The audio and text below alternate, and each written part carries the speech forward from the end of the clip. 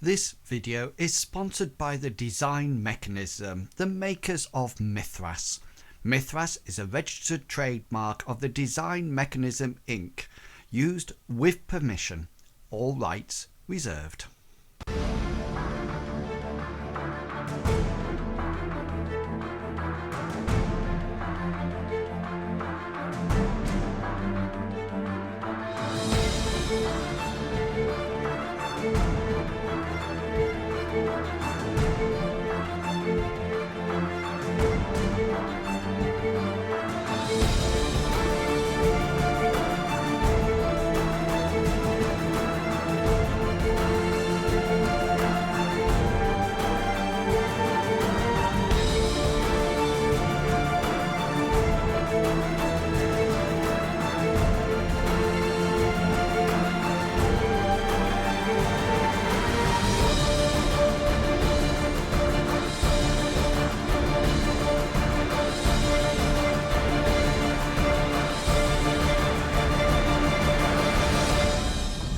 Impose.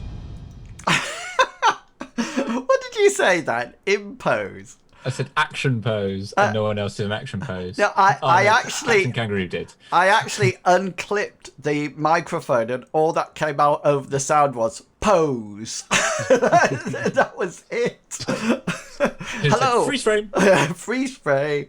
Hello, everyone. Hello. Welcome back. Oh, it's going to be an exciting session tonight. It's going to be... so I must admit, Mr. Pickle, it always makes me laugh when users say, we're going to die. We're going to die. We're going to die. In the Discord, it's just like... It's a negative Nancy.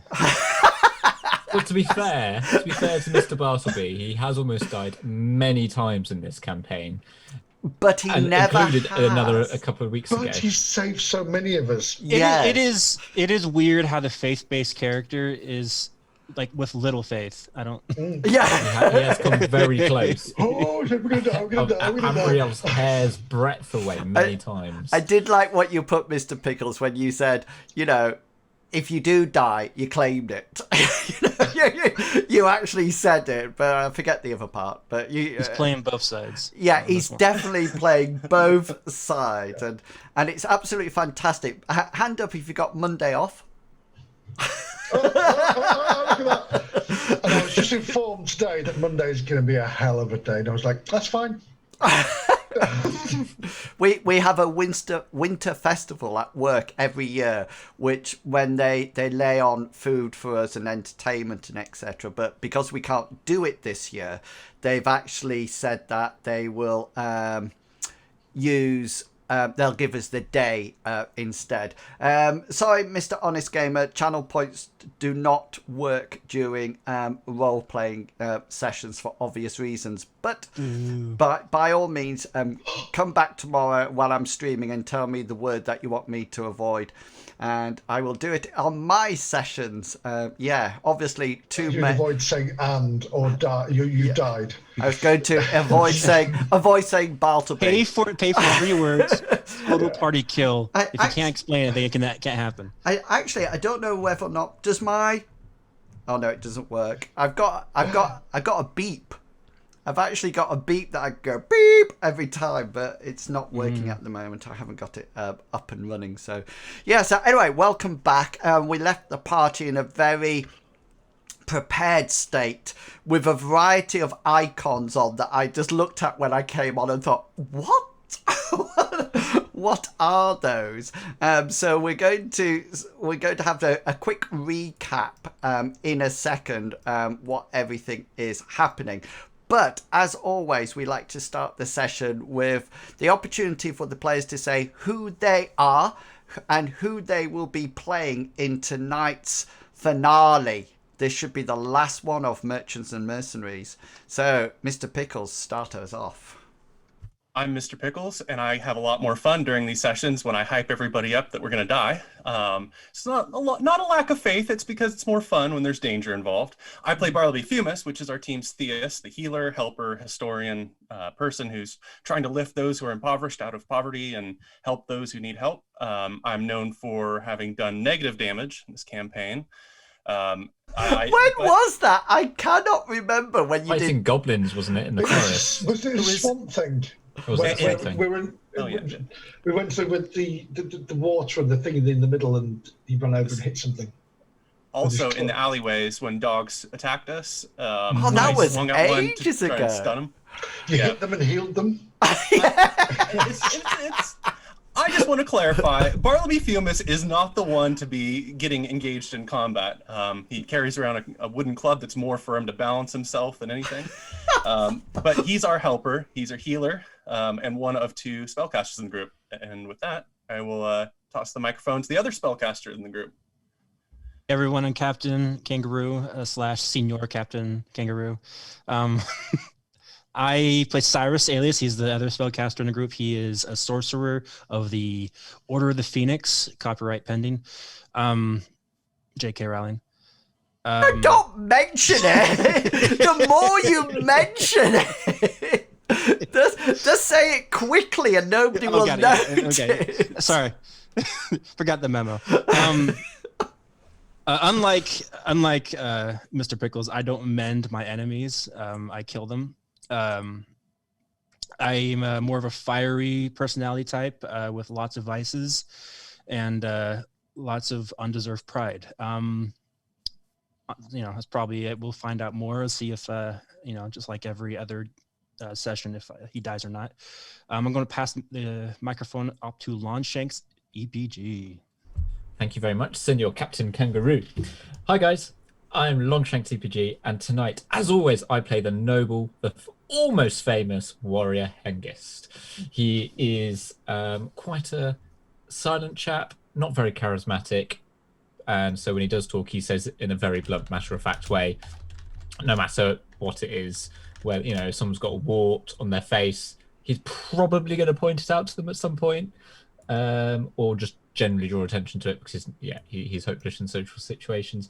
But put a sword in his hand and he'll carve his way through most things, including and especially when his hand and a half sword is blessed by the mighty Amriel, and it gets that beautiful whitey blue sheen and glow on the blade. Then he carves through these hybrids like I'm sorry. a hot knife through ice cream. Stop brown nosing to the cleric.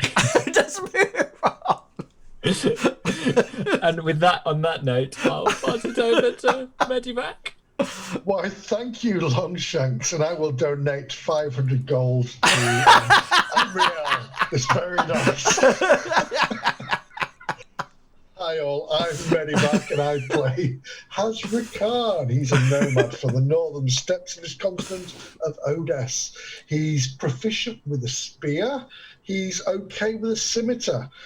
He loves being outside. He's been saved many times by Bartleby, and he's grown to really appreciate Amriel and the gifts that he gives. He's still very wary about magic, with Cyrus replacing Gulliver at the moment. Oh, yeah. Is very...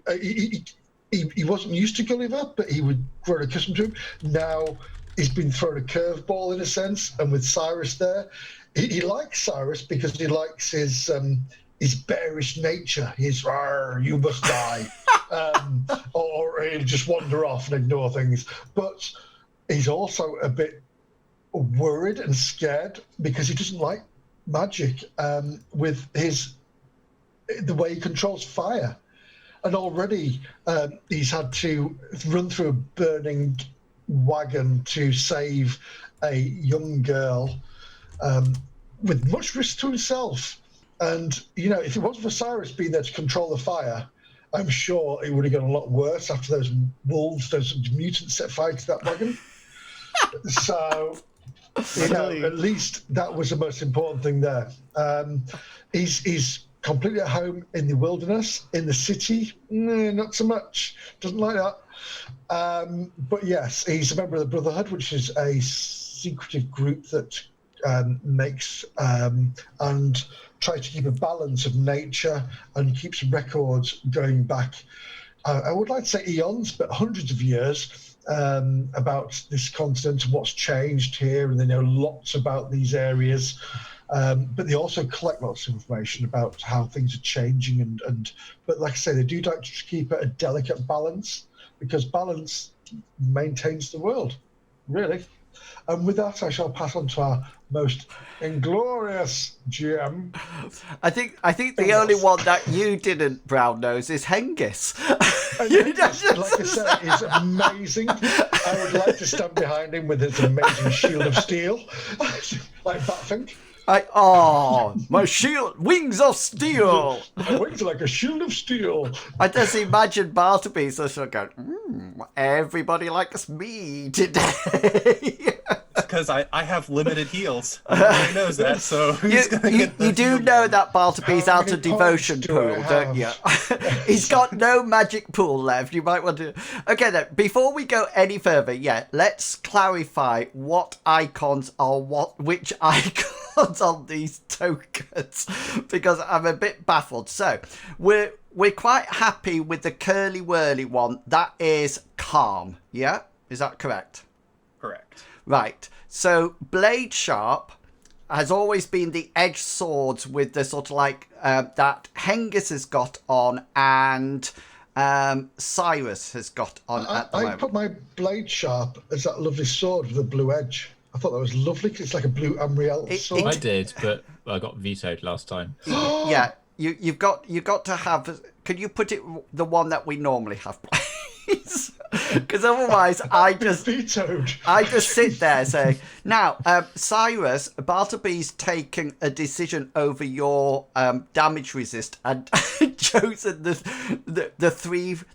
three leaves. So. Is that the three shells in like Demolition Man?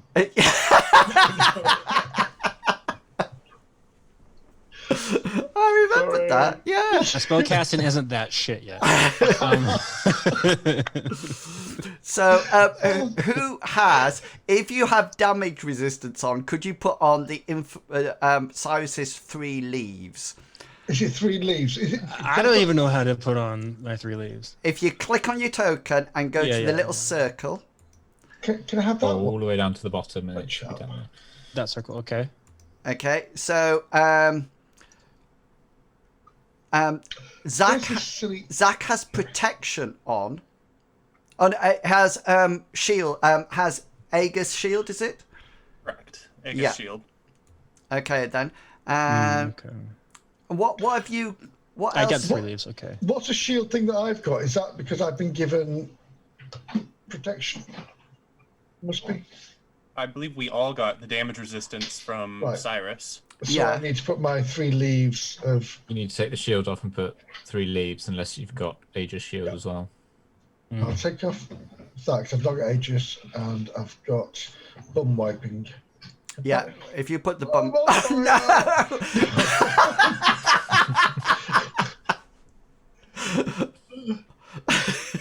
Sorry. 3 leaves. 3 leaves. Brilliant. Nobody has protection on. Is that correct? In this day and age, really? Yeah. Hi, Big Beastie. You should always have protection on. Always have protection. Yes. But the protection folk magic is sort of inferior to damage resistance here. It is. But has Zach got damage resistance on? No, no. Everybody should have damage resistance. But he also has everybody. I think. He also has the Aegis on, so got +7 resistance to all locations for 30 minutes. Yeah. I think I did 45, but okay, we'll do 30. Yeah. I did 45, I think. I think that's what I remember you debating 30 and 45 and ended up with 45. Right. Yeah. So it's 7 points, I think it is. It's 7 to all locations. Yeah. I feel like Hengist. So Bartleby, do you just have damage resist on and that's it? Correct. Brilliant. Okay then. I thought about it. I don't really have anything. Everybody just seems to be. Everybody. Bartleby also has Hengist, so in front of him. So can I just say, did anybody notice how in Wills went? So Bartleby, you only have. I'm not brown nosing to the theist, I tell you. Yes. Yeah, I did Medivac, which is why I said Hengist is also right there. Yes. Okay then. So a quick recap for anybody watching the stream and coming into the story. halfway, well, near the end, which shame on you if you are. The party have been... It's a long and complicated story that started off in 3 different areas and now coming back together. But basically, Zach, the lad in the middle, who's sort of like 14, 15, 16-year-old, is being named by the hunters as the Chosen One. And the Chosen One actually appears every century somewhere in the world. And they have a counterpart with the hybrids, which are virtually like werewolves, but they're not called werewolves, they're called hybrids. And what happens is that at that point, the Chosen One of either side has to try to reach the other person and kill them by putting a silver dagger through the heart. Zach has to do this. He has seen his family butchered. He has seen his young sister be rescued from a flaming wagon by Hazra and die in Bartleby's arms, and things are not going well at all. However, the party have survived 2 attacks by the hybrids. One was just one by themselves when the party realised that they have to have magical weapons in order to fight. And the second one, they got surrounded and actually fought them off. And at the last moment, they were helped then by a man called Brist. And he apparently is also part of the hunter conclave of some description. Anyway, the mercenaries at the part that Cyrus and Hazra had seen before came back, and they seem to be really professional hunters of the hybrids. And so what's happened is that they've split up. The party have one job and one job only. They are to ensure that Zach gets to the Chosen One and kills the Chosen One with the dagger that Zach has straight through the heart. Silver dagger straight in. Obviously, the hybrids are not going to just let this happen, but on either flank, the group has hunters, and you assume Brist somewhere as well, trying to take care of what's actually going on. So if we look at the map, you will see that up at the top, this is where the Chosen One is. However, there are 2 maps worth of space to get through. So the first one, the party have to get from here to the end, then they will appear back on this map and then do their last little bit to hopefully get to the Chosen One. There is one very, very, very, very important thing. No matter what, the Chosen One, Zach, has to get to that hybrid and kill them. If Zach is killed, then something which has never ever happened before will occur, in the sense that the hybrids will have the power for the next century until another Chosen One is born.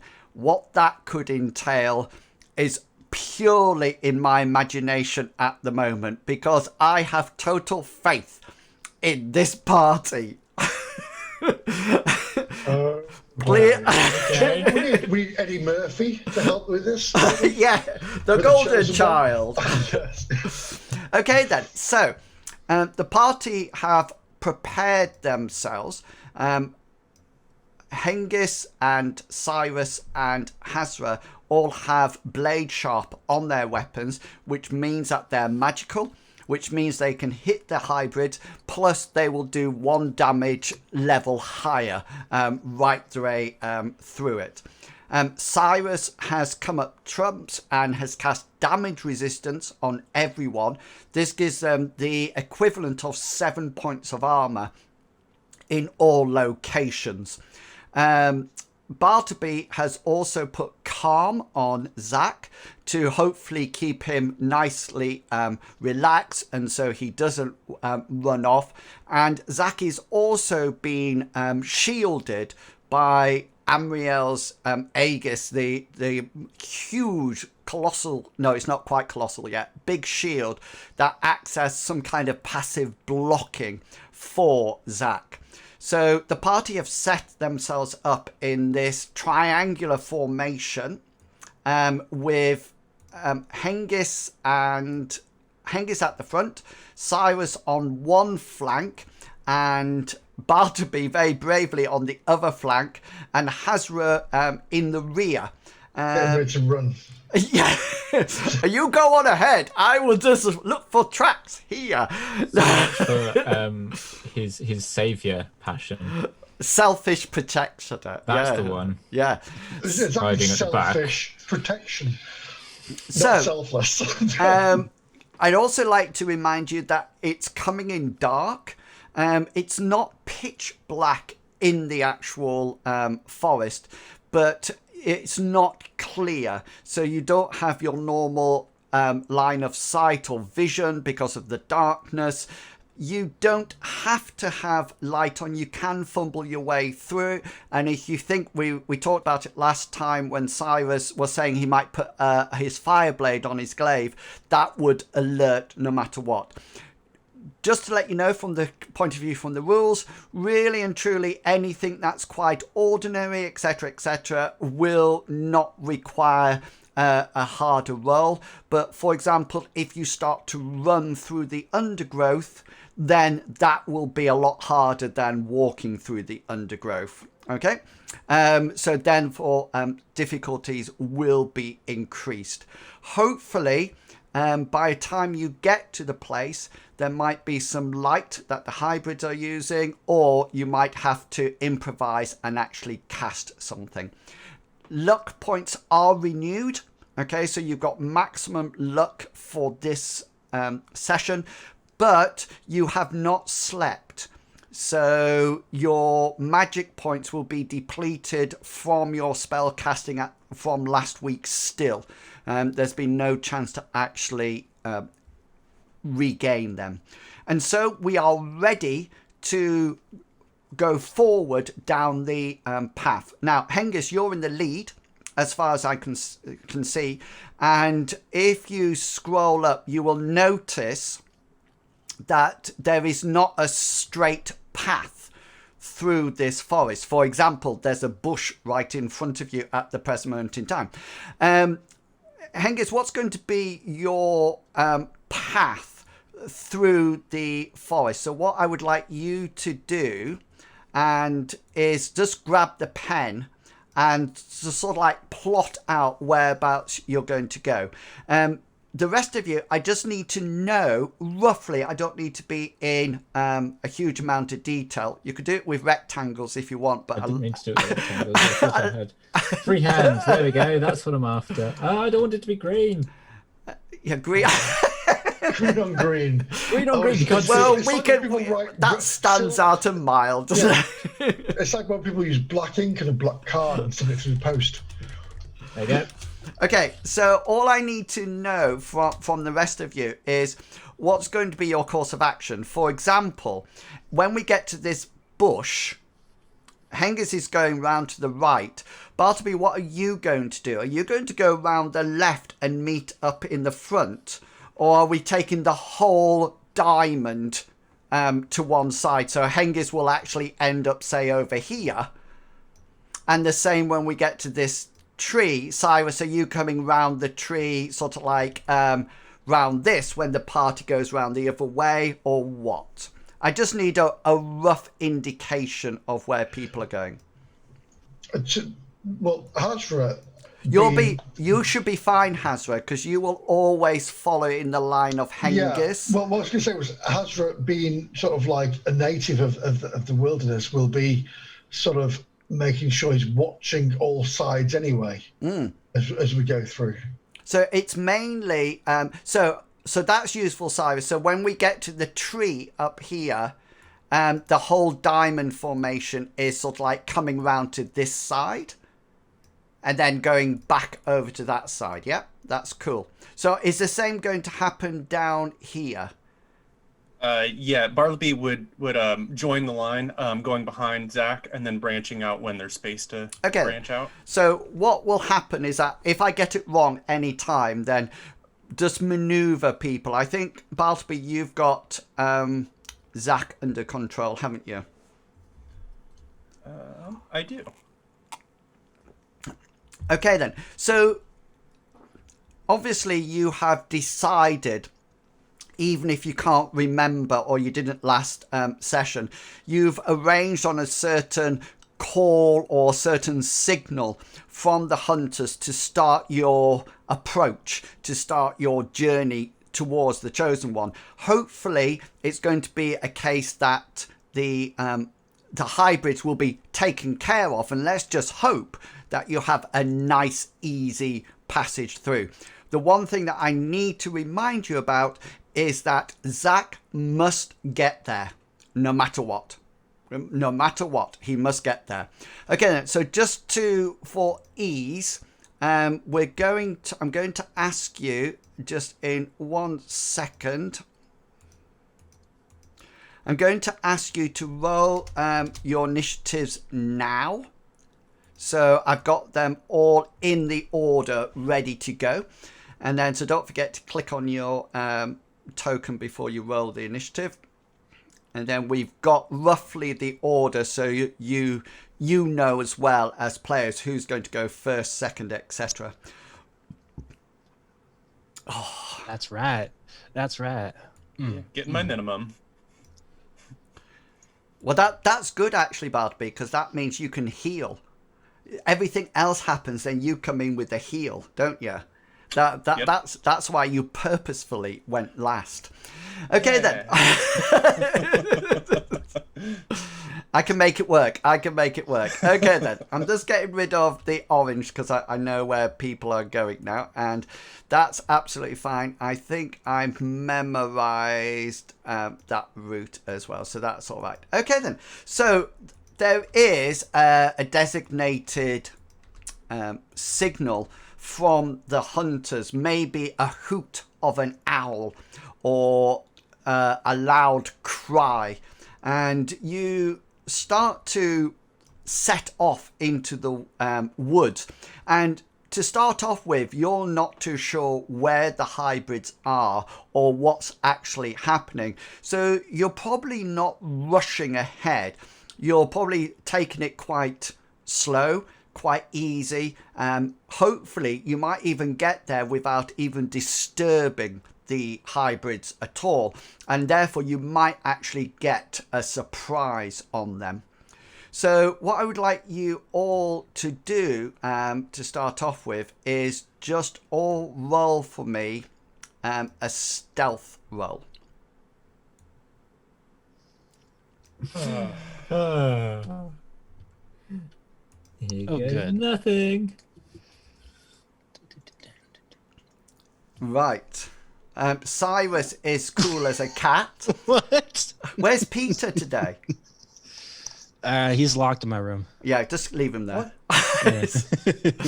Bartleby is stepping on each... I imagine Bartleby going over and going, crack soy. Not bad. What was Hazra should be like a cat. Yeah, Hazra's like a cat. You're Meow. you're behind Hazra, and I'm just shaking my head. You're just, and it's just sort of like bits of twig that are sort of like bent down, and sort of like Hengist is pushing them to one side and then letting them go, and they go twang back into things. And I'm actually getting a bonus using their sound. My sound. You're actually being sort of like totally silent. You However, didn't see me, right? the rest of you are not. I just want to see how well Zach is doing. Oh, Zach is completely quiet. He seems to be almost like cat-like or wolf-like as he sort of like starts to maneuver round the undergrowth. And you set off after this signal to go, and you haven't moved very far when you hear in the distance, or almost like all around you, a howl. And it starts off at a very lonesome, quite distant howl. But as very, very quickly, it seems that howls are taken up. And it's almost like a jungle telegraph system. And to start off with, you sort of like hear them in the in ahead of you, and then over to one side and over to one side again. Hazra, just roll a perception check for me. I'm going to see whether or not you're quite used to being out in the woods, etc. You think the majority of the sound is actually coming from dead ahead. There is some sound from either side, but generally it's all coming from directly ahead of you, which all... yeah, go. So with Hazra's experience, would he know whether it's a warning that we've been heard? It definitely sounds as if they're communicating that something's up. The ferocity and the loudness of the howls are increasing dramatically. Cyrus and Bartleby, yeah, go on, Hazard. So with that coming to him, he will whisper as quietly as he can, "They know we're here." So Zach turns around and says, "Don't swell it, man. We'll be fine." So calm. I'll put my hand on his shoulder and say, "You work with me. You are good." Actually, when you look closer, he seems to be smoking something as well. Just gonna say, he sounds a little too calm. Hazra, I don't think they know we're here. I think they know that the Rangers are here. The whole plan, you know, that's happening currently. Cyrus and Bartleby, could you make perception rolls for me, please? These are hard, just out of interest, so I should have said that before you rolled. Oh, great. And Bartleby, no, unless somebody wants to look. Bartleby? I feel like I need to be very stingy with my luck this episode, so I'm going to say no. This might be the are you sure? Oh, that's a torturous line. Everything could hinge on this moment in time. Give me one moment in time. You don't have to if you don't want to. Don't let me worry you. I think I'm going to pass still. Okay, let me just roll a dice then, because that often worries people when you just... Then say, you scared the rabbit away, damn it. Oh, 33. That seems... I don't know. Okay. What's your 19? Okay, and you make your way forward, continuing to journey as a group, and you make your way round this tree and to this tree, and things are going fine. You feel very confident that everything is working and going according to plan. I'll just get rid of the green line there, and you are walking around, and it's as you turn round that corner and start heading towards this that something happens. And Hengist, I would like you, just 1 second, because this will be opposed. Oh, yeah, oppose that. And Hengist, I would like you to die. I feel really good now. Didn't know whether or not this was going to work, but it is. You can either roll your brawn skill, Hengist, or your evade skill. It's completely up to you.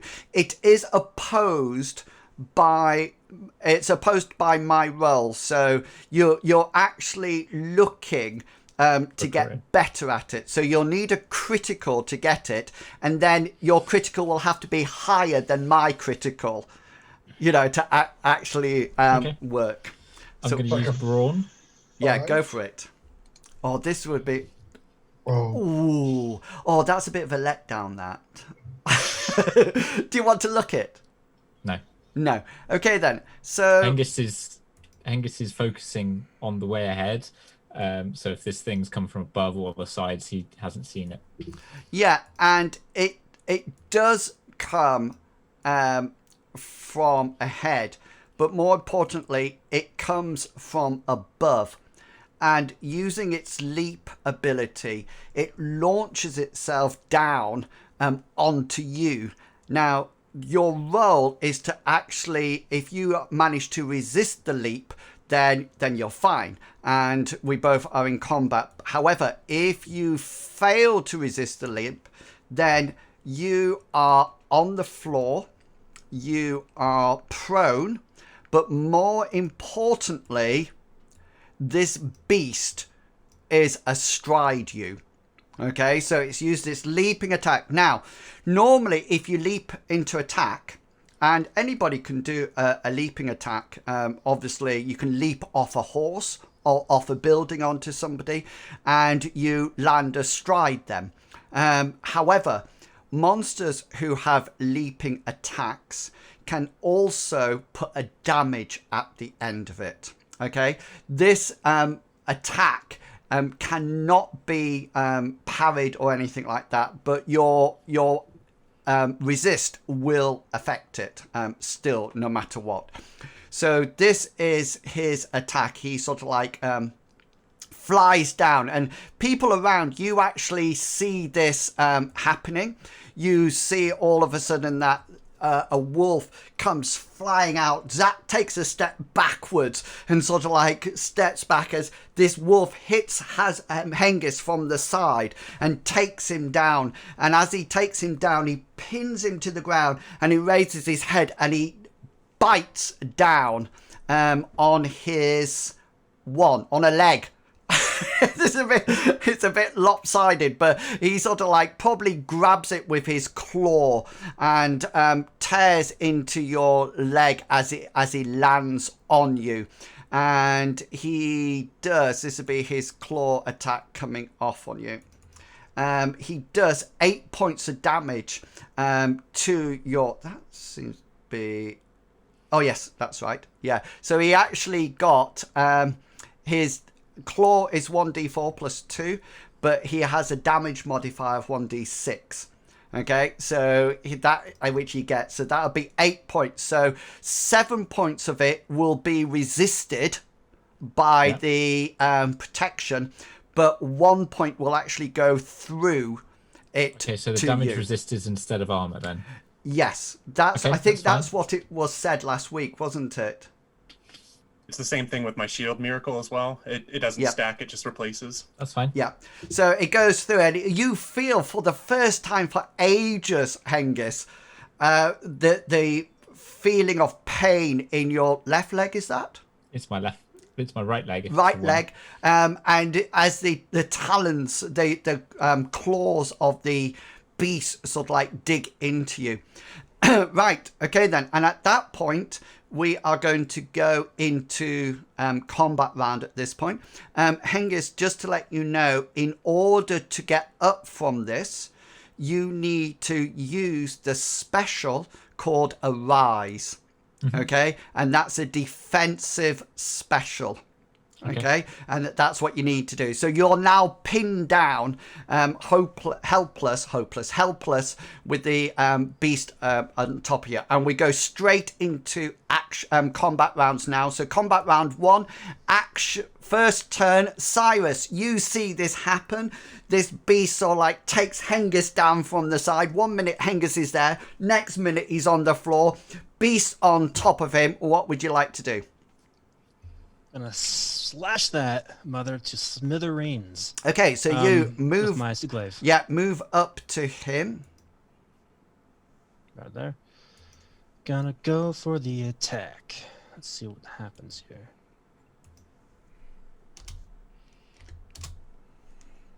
I'm gonna use my luck point to reverse that. Yeah, so you change that to a 19 as you swing through the air to hit the hybrid with your blade sharp on. Yeah, that will hit. I'm not rolling or damaging out the way. I'm concentrating on trying to peel back the top tin lid of this person and chew out his face. So, yeah. I hit it 11. Okay, 11. Okay, just 1 second while I get my mooks up. Me mooks. That's chest, hopefully. Yeah, it is. It is his chest. I just need to add my ones back from last time. This is number 1. I thought it'd be nice to keep a total of how many you've actually killed. And then we can put it like Strigoi on the back of somebody's head or something. Yeah, so you'll have a special. You'll have a special. Special technically should come before hit location, but that's fine. Okay, sorry. But it's just because you might want to choose location, see? That's why it normally comes beforehand. That makes sense. So you got a special and then I'm damage. looking at the specials. I'm trying to see if there's a special that would help maybe like whack him off Hengist. Well, what you could do, but you can't do it with your weapon. You can bash, and bash allows you to knock the creatures down backwards a certain amount of meters per damage. So it can be done with. Correct me if I'm wrong, Hengist. I think you could do it with your shield. You can be done with a shield, club, or a hammer. Yeah, or and I something like think that. Ben used to do it with his great hammer. Yeah, he did. Yeah. So that Blunt bash, weapons, basically. yeah, those are the ones that you can sort of like knock people back from. What about pin down? Pin down is missile fire. It's when you're using right. and you pin them down. So the party used that in White Death, I think. We did. Yeah. We did. Yeah. Not very well, but we Indeed. did. Yeah, I was going to say not very well. Yeah, We died. We died. but not then. Not then. Not at that point. No, but later. And very painfully. You How about press advantage, where you keep him so he can't attack next turn? Yeah, I think press advantage. My old buddy press advantage. I go. Yeah, in I mean, all the time. so you can press advantage on him. That doesn't necessarily. That's connected to you, not to Hengist. Okay, so that's a just good point. That yes. just to remind you of that. Could I try trip instead? You could try. The only thing that I will do, I mean, he's literally a stride. I hate that word. Well, a stride. Hengist. You do is put glaive into Hengist and then force the word. Like a tin opener. You can be like a tin opener. You can. I think Trip has a. I have a roll against It's it. a pose draw, yeah. Yeah. So if you want to try to trip him, he will fall. He will fall on Hengist, but I would rule that it's going to be an easier roll for him to resist because he's virtually prone in any case. There's not a long way for him to go. So it's a bit like if you sort of like whacked out one of his feet. Yeah, he might land flat on top of Hengist, but it's a lot easier for him to correct his balance because he's still got 3 points on the ground. While when you normally trip, you've only got 1, unless you are 2. Sorry, unless you're a horse or something like that. Or maybe not overthink it and just hit it and maybe bleed and just like die, get off, die. Actually, I don't have to. I don't think mine's an impaling weapon, so I couldn't do impale, but. And most weapons can. Glaives, Well, it just means that if you impale him, the beast, your weapon is in the beast, and you have to take a brawn action that your next round to pull the blade out. It does half damage again when it comes out, but if, for example, you whack it in and then you can't get it out, then that's the next it. 3 turns trying to pull it out. Never been there, by the way. Here's something that I've actually always thought of, ever. but I haven't asked yet. If I did that, if I impaled it into him, could I use, instead of trying to pull it out, like just like twist it? Yeah, the actual impale. more- The impale action is that it's in there, and then it's pulling it out that actually causes the additional damage. It does half amount of damage again. But Sorry, go on. yeah, but while it's in the creature or in you or whatever, all the skills rolls are 1 level higher because obviously they're trying to do skills with a spear or a dagger in them or something like that.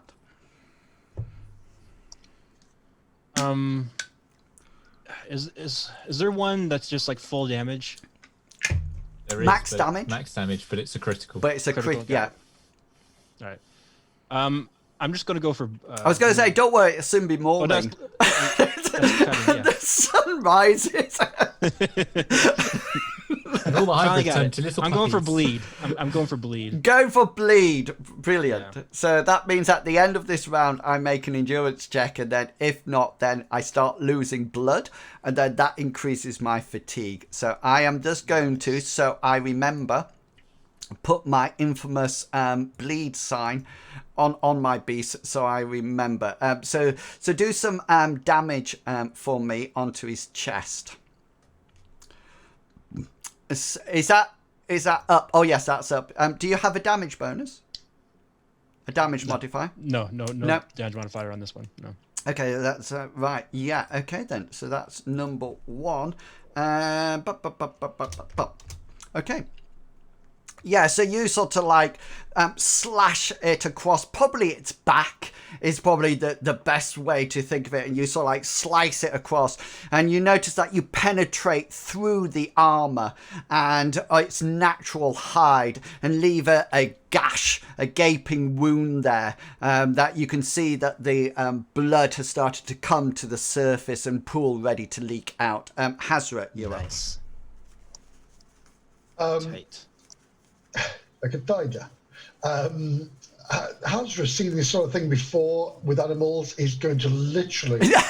He's going to take out a cat basket and go. He's going to move into Cyrus's position. So, or like, oh God, how can I say it? 20 past the hour clock position. So it's like southwest. You could just move yourself to where you want to. Yeah, go. so I moved myself there literally to Oh yeah, I cover saw it. Yeah, the yeah. back of. Oh, selfless Yes. protector. Selfless That protector. selfless protector. Yeah. But he's also watching all the areas behind him and around, and above as well, in the trees, as where he can. He knows that Hengist can handle himself, and Cyrus is there, and he can inflict an amazing amount of damage. So he's quite confident that they can deal with that. Fantastic. Hengist, what would you like to do? So, can Hengist? So I'm being pinned down. So do I have to wrestle my way out of it, or can Hengist attack? You on can the do floor? I can't remember. You can do an unarmed attack, or you can try to use your brawn skill to release your weapon arm. Hengist will try and get his weapon arm released first. Okay then, just roll your brawn roll for me. Yeah, and you managed to slip your sword arm out of under the grip of the hybrid as it's towering above you. Remember, a full round, several turns, a full round is only 5 seconds long. So this is really sort of like Lightning slow down. Yeah. And he sort of like pins you down, and you manage to struggle your sword arm out. And that's your action. So you're out there. Bartleby, you're up. Bartleby is going to try and be Hazard here and keep an eye to make sure he can warn anybody if there's anybody, if we're getting attacked from the rear, I guess. Okay. So just so I know, you're sort of like both Hazra and Bartleby, I'm assuming that you're covering all directions, yeah? So literally, once this thing attacks, Hazard's going to step forward, look behind him, look up and around the canopy of the trees. Yeah. And Bartleby is going to see me and do exactly the same. Yeah. So he's like back to the tree, so he's not looking all around. He's that's why I was saying you can't actually see anything, Bartleby, that's coming from the west. Yeah. There's no way I'd be able to do that. And Bartleby's not as skilled as Hazard anyway, so he's he's just got his glance around. No. Okay. What's that? And I'm Zach, ready to squeal. Zach sort of like on 3 sees what's happening in front of him, and just sort of like moves quite protectively towards you, Bartleby, since you are the person that he relates to the most. Okay then, so now the hybrid initiative is coming online.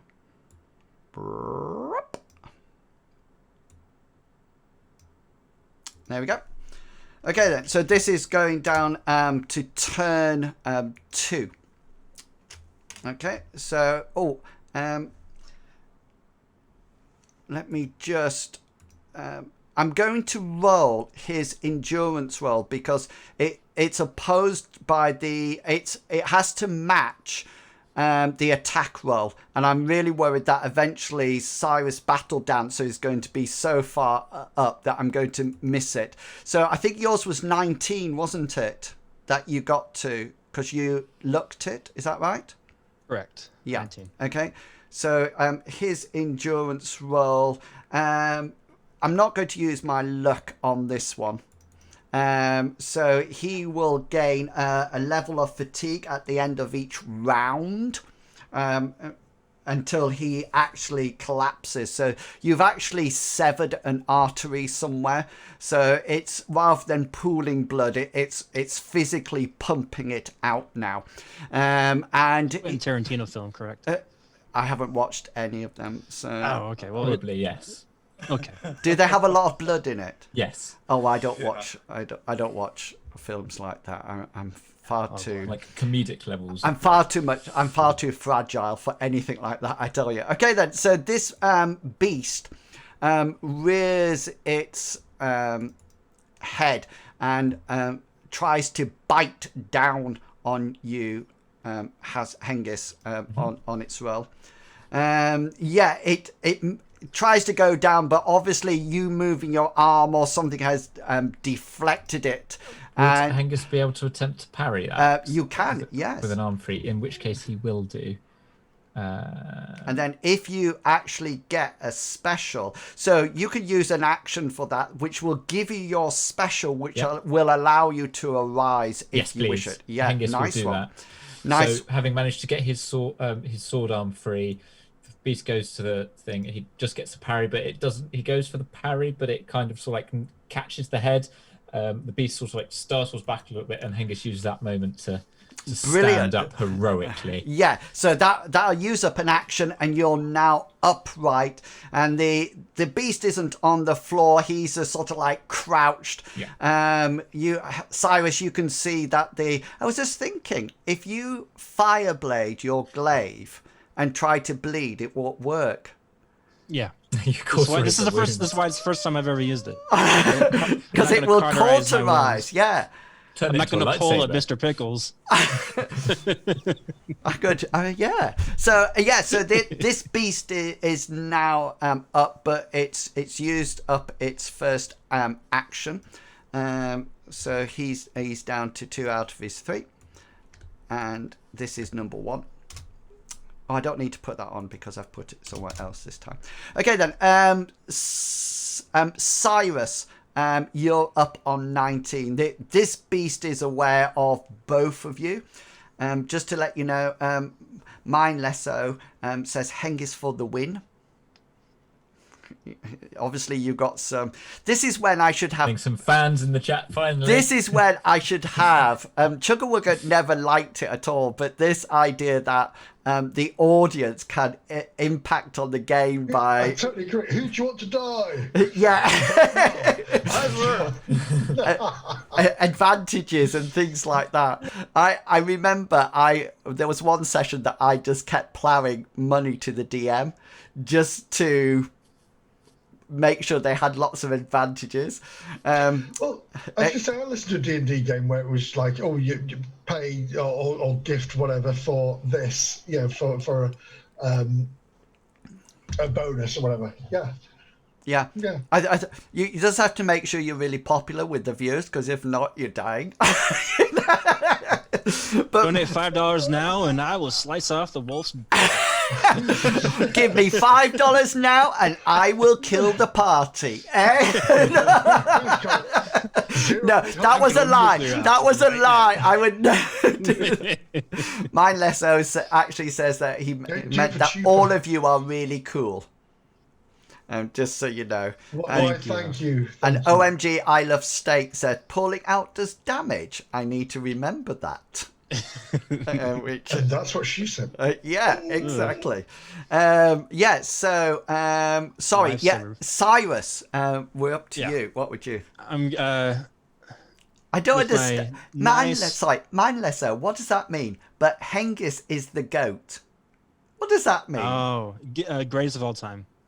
Yep. No way. Hengist has been here the longest. I thought it was because your middle name was Billy or something like that. I've never. Hengist Billy. Yeah, I never knew that. Goat. Okay, I'm going to use that with the students. Hey, you're goat. I'll see what they say. Yes, sorry, Cyrus. Okay. Again, I'm gonna go in with the glaive. Okay, yeah. Something awesome. See what happens. Hopefully I Fire don't have to use away. another luck point just to survive. All right, Yes, cool. you hit the wolf. Will of course use one of his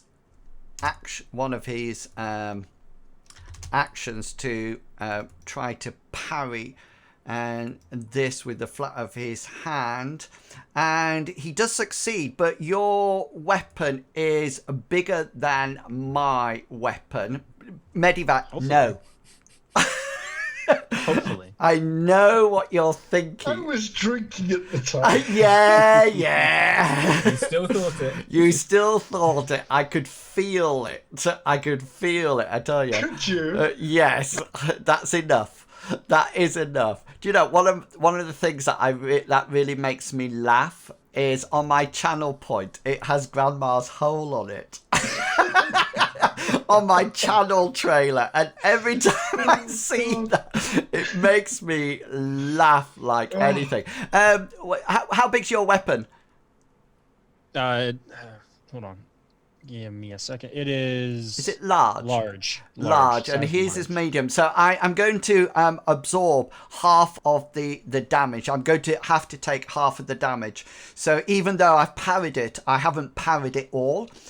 Because of the sheer size of your big weapon coming towards me, it's obviously going to. A lot of force. It's going to penetrate something. What will remain? So a special. No, I just need hit location. You don't get a get special? No. So let's see where you manage to penetrate the wolf. Oh, in his one. That's his leg, isn't it? Gonna slice that leg up. Yeah, it's his right leg. You're getting some action back from Hengist. So.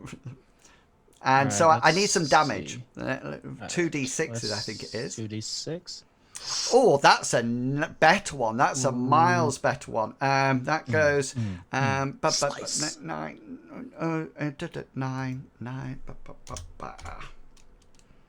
That goes to that on his right leg as you slice through this beast's leg. Oh, I don't take 11, don't I? I take 6. Take half, yeah. I got really excited then. I know. Yeah. But 6 isn't as good as 11. no. Still good though. It's still good. Still pretty good for, especially when he parried it. Instead of Yeah. Kind of half. parried it with his own body. No, on half damage, with his, so. his claw. He sort of like got his talons around it. What was it? Sorry, that's 6, isn't it? 6. Right, that goes down to that. Oh, I was hoping that you were going to chop it off, but that'd be you exciting. didn't. You didn't. So you rather let yourself down there by not cutting it off. However, it is a serious wound on him, so he is making his endurance check against your original attack roll. So what was your original attack roll? 51. He does make it, but with 43. So you actually survive, and you win. So his right leg is now useless, and he sort of like stumbles to the floor. He can't actually make any attacks or anything for, let me just roll to make sure, for it's coming It's coming 2 turns, which I think will probably be enough time for both Cyrus and Hengist to finish him off quite nicely. And you can sort of like use up your actions before he has actually got a chance to even retaliate. So he is now off the map.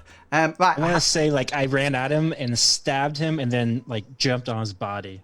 I thought you were going to say that you impaled in his chest, pushed it out for one side for Hengist to take the deciding swing and to slice off its head. I didn't realize you wanted to jump on. That seemed a lot of I didn't realize specific, and I don't think I predicted what you were thinking. So yeah, you just want to jump on his body. Yeah, so yes. To be fair, it is cool. I wanted to dominate him. Yeah. Okay then. So I'm going to give you all a choice now. Okay, and it's your choice, but you have to decide as a party. Would you like to keep your initiative rolls now for the rest of the combats until the end, or would you like to re-roll them for every single encounter? It's completely up to you guys. I vote for us to keep it. I like to keep mine, but I am not. Yeah, I'll go with that. Hengist could get a lot worse. Yeah, Zach says no. To change because he only got a 1. Yes. He can have a 13, and then that he will be going before Bartleby, which would be fantastic. So you obviously this beast came out from the tree, and I'm now going to assume that as well as checking in all directions, a bit like what Hazra said beforehand, you're now checking upwards as well. What this will mean is that if the beast comes out, that if you succeed in your perception roll, because obviously you can't look in every single direction at any time, then the beast will not get surprise on you, and you will be able to either evade or parry the leap if they're going to leap at you. Does that make sense to everybody? Yep. Mm-hmm. Yeah. Okay then. So you are now almost like reorganizing yourself. So if you just like to reorganize yourself, so you're coming up down here next, and you sort of like you now all of you can make a perception check for me, please. Come on, buddy. Oh, Hazra, yeah. No. How many do you want, Hazra? You just Don't all of them. So just roll it again for the sake of it. It's all right. Your first one succeeded. Best one, yeah. So that's absolutely fine. So Hazra, your keen ears, and you probably report this to the party. Actually, you can hear the sound of battle off to both sides of you. There's vicious howls. You can hear the cries of men, as there seems to be some kind of it's muffled by the trees and the undergrowth, but you can definitely hear that you are not the only people being attacked at all. And you carry on moving. Sorry, Hazra, is there anything that you wanted to do? I would relay that. I'd whisper as quiet as I could that it is fighting to both sides. It seems like our forces have engaged the hybrids.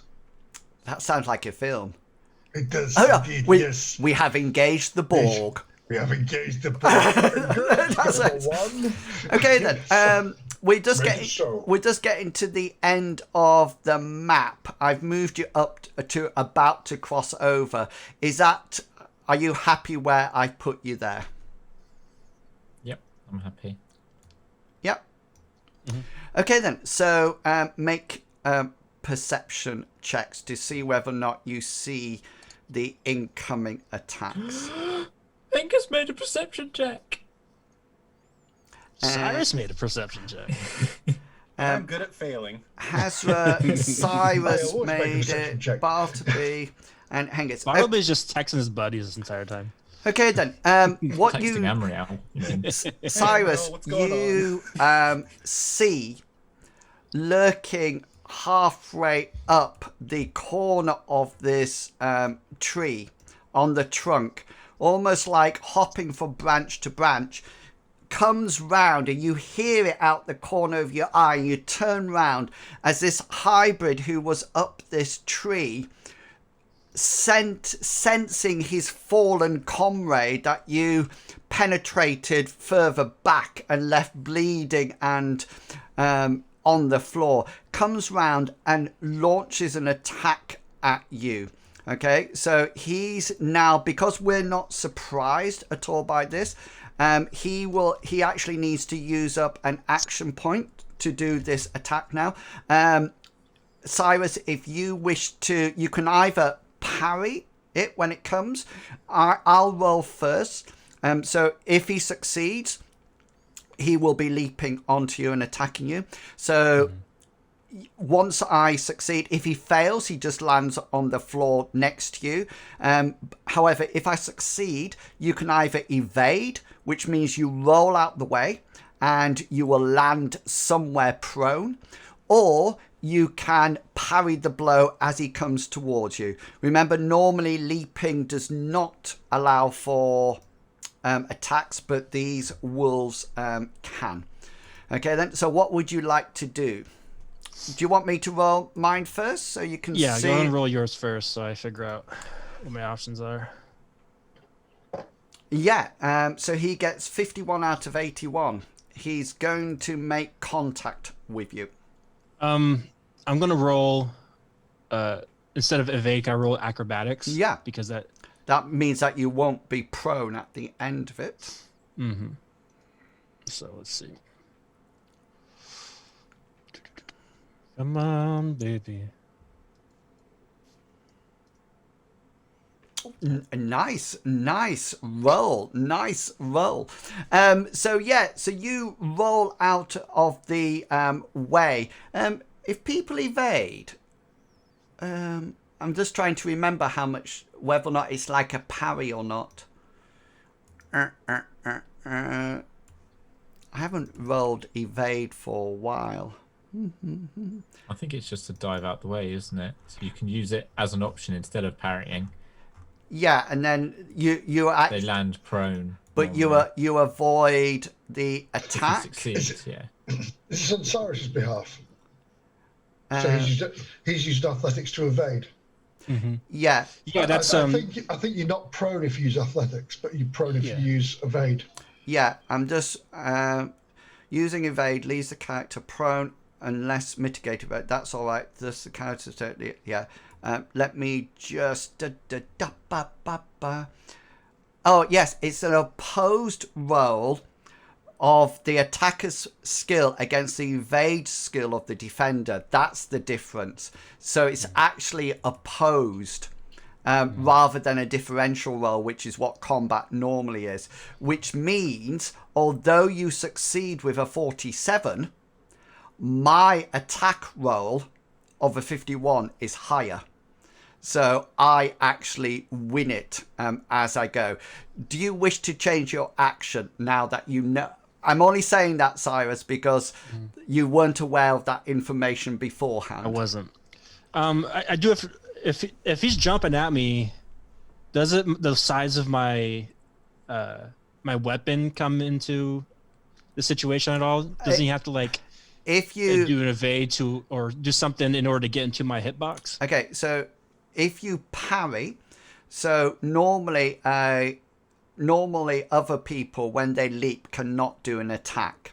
Okay, so the parry a parry mitigates damage. That's what it does. So for example, if you parry and you shield some of the attack, rather than me doing a full amount of damage, you might only take half amount of damage or whatever. Okay, it doesn't sort of it doesn't avoid the attack. I just saw Hengist typing then. Right, that's all. So your choice is either to use your acrobatics to get out the way, okay, or to parry the attack. I'm going to parry the attack. Okay, Maybe cool. I can parry him away from me or something. No. Okay, so this guy lands on you. You go prone to the ground. Let me just put you in your prone position. And you are going to take some damage, which is going to be on your 7. Okay. I can't do specials on my initial leap attack. That is my special, if that makes sense. Yeah, makes sense. And this is his claw coming down on your 7 for a measly 7 points of damage, which will be blocked by your damage resistance. Yeah, damage resistance. Yeah, cool. Yeah. Make sure Nice. you've used up an action point for that as well. For the parry. Got it, Yeah. However, that's not the only attack that's happening. Because Dun, dun, dun. the other one is coming from the other tree. No. Here. And this one, I think, Mr. Bartleby, you did not hear this attack. Okay, so this beast comes launching round, and at the last minute you sort of like turn as this crashes into you and forces you to the ground. Hazra, you see this happen. You see this, but you can't react quick enough.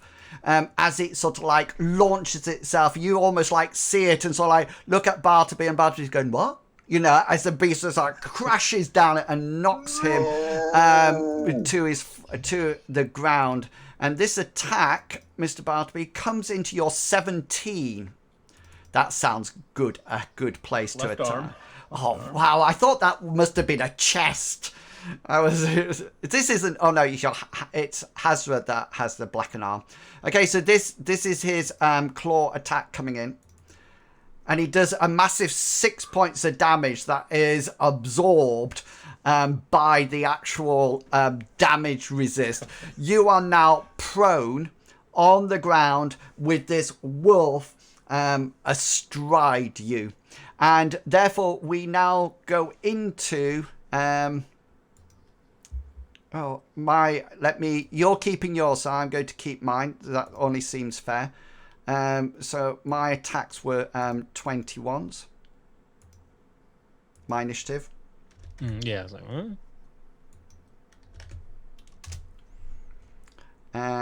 Yep. All right, and then that's it. And here we go. So we're now Cyrus. You're on the ground with this beast on top of you.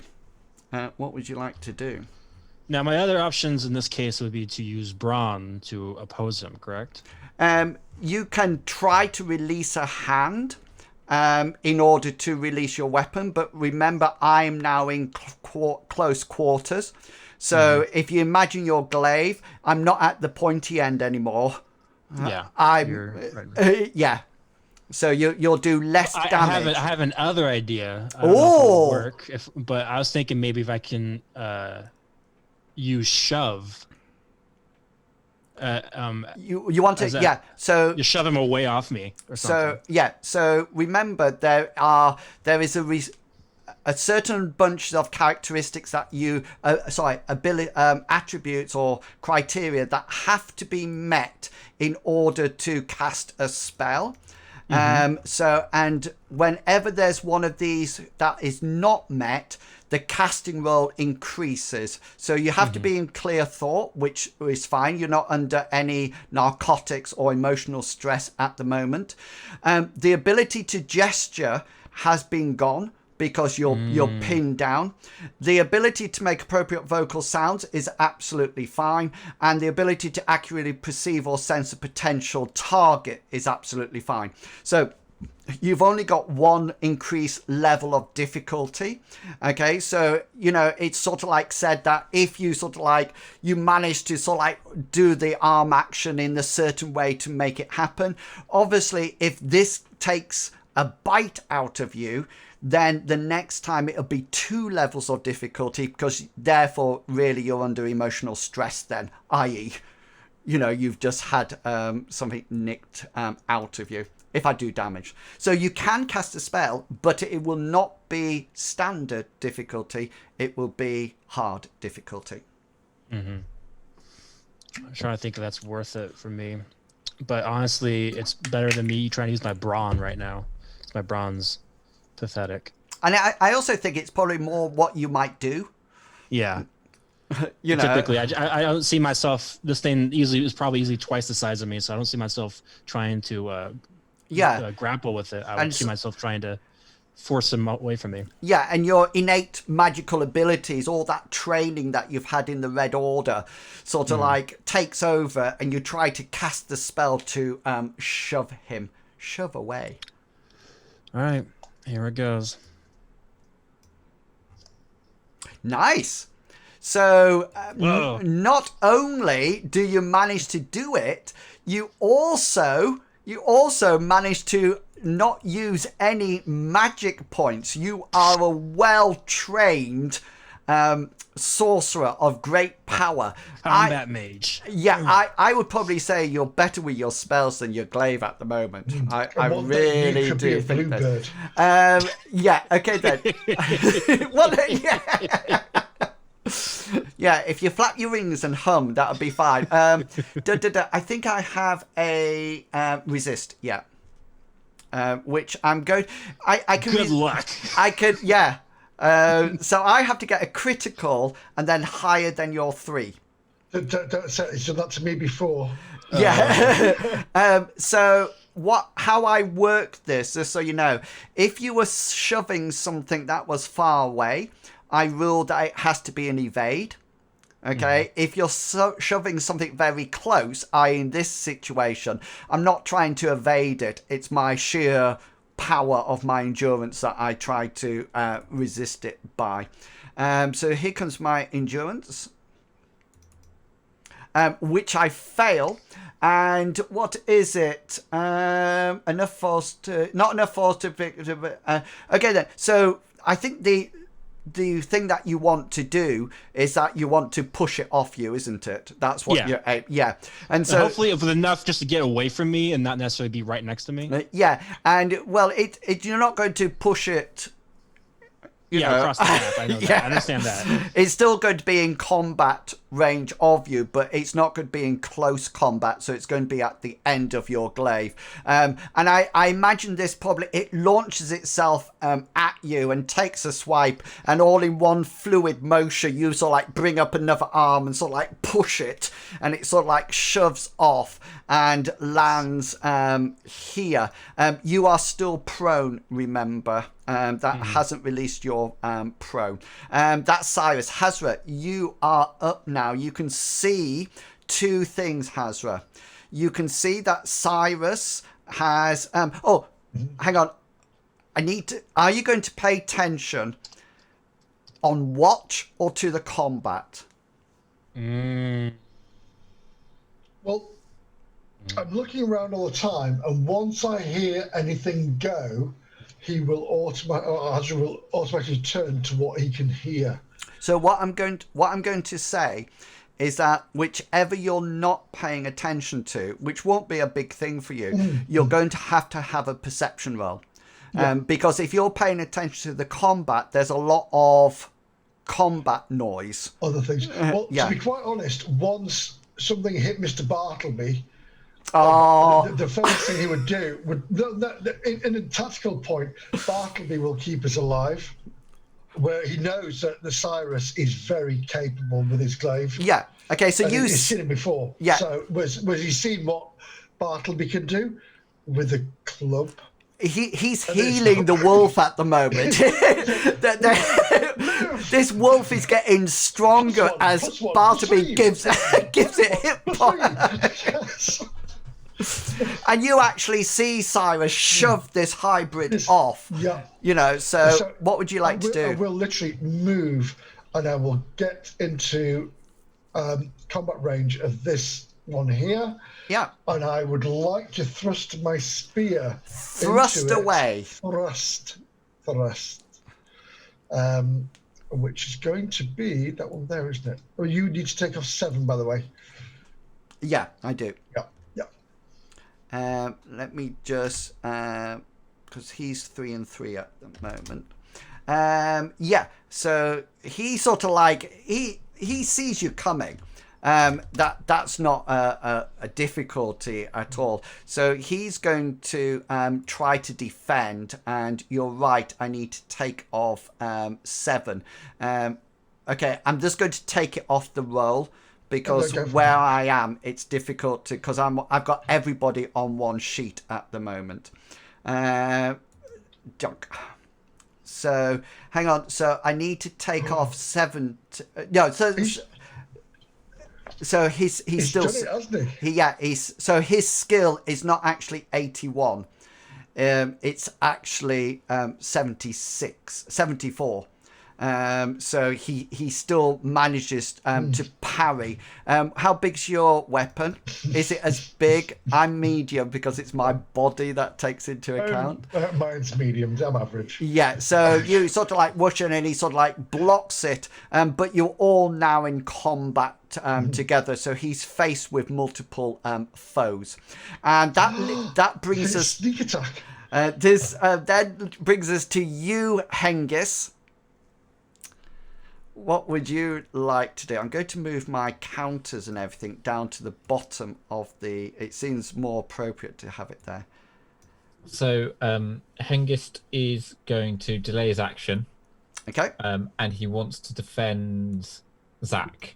So if anything goes to attack Zach, Hengist wants to step in front or take the parry that way, or step in front so it hits him, or he wants to be able to take the parry. Okay, so you probably reach out and pull him a little bit closer to you to protect him. Yeah, and sorry. The chat is so funny at the moment. Hengist is the protagonist of the story. Hengist is the goat. And then, oh my god, I love Snake did Santa's bottom, it looked like. I think that's when we might be talking about penetration or something like that. That emoji came up. So that's Hazard done. And Hengist is done. Sorry, Bartleby. I just got caressed by this thing on my arm, so I'm gonna have to fight back. There's actually a bit of salivation slipping off its drooling yellow fangs, splattering on your now not pure robes. You have to know, Bartleby, priests of Amriel are a delicacy out here. Yeah. And there's I'm not going to make eye contact with them. The other thing, Bartleby, there's a slight amount of grinding going on as well. What a romantic evening. Yeah, Bartleby lights a candle. Amriel's really lighting up the moon nice and pretty tonight. Yeah, just to capitalize on the mood. What would you like to do? Well, I'm gonna try and cast a spell, knowing that my hands are held down, and so it'll be a hard check. Correct. Yeah. I'm gonna try and set the mood. If that makes sense. You're going to use shock. I knew what it was. That's the only choice I have, and I'm really hoping. Call me daddy. A success. Yeah, and the beast, he sort of like avoids the spear coming in from Hazra as Hazra launches towards him, and then he hears this crackling sound and looks up as this moonbeam of power of lightning shoots down, and he uses up an action point to try desperately to evade the roll and get out the way. He fails. He fails with a 93. So he obviously didn't hear the crackle soon enough, and down it comes onto him. I don't think it does any. Does it do any damage to him? It does not do any damage. Just So electricity in the air. It should be hitting his 11, right, and it will last for 3 turns. that is his chest. Romantic. So his chest is now stunned for 3 turns. Now I'm going to rule at this point that he probably rolls off, and Hazra, you will be quite easily be able to Jabby. yeah jabby him Shush kebab for tonight. quite effectively to sort of like kill him, but it'll probably take to the rest of this combat, so we'll keep going. Oh well, actually no, that's a good place because it's half past. We're coming back up to the top of the round. So it'd be turn 2 when we come back, and we'll be coming straight into the wolf and you, Cyrus. You're prone on the ground, and the wolf is not. He's being shoved out the way, and so here it will be his attack when we come back. So we're going to take a quick 10-minute break. So please go off, stretch your legs, place your bets. We're only through the first half of the map. There's another one of these to go. But apart from Hengist, I think everybody is unharmed. So far, for now. Yes. Brilliant. At the moment. At And I the think this might get 2 weeks. At the moment. Okay then. So yeah, so we're going to take a quick break, quick 10-minute break. So we will be back at 44. Whatever it is, 44 minutes. So 16 minutes to the hour, we'll be back. So we'll see you all soon. And I will put on Be Right Back. Bang! There you go.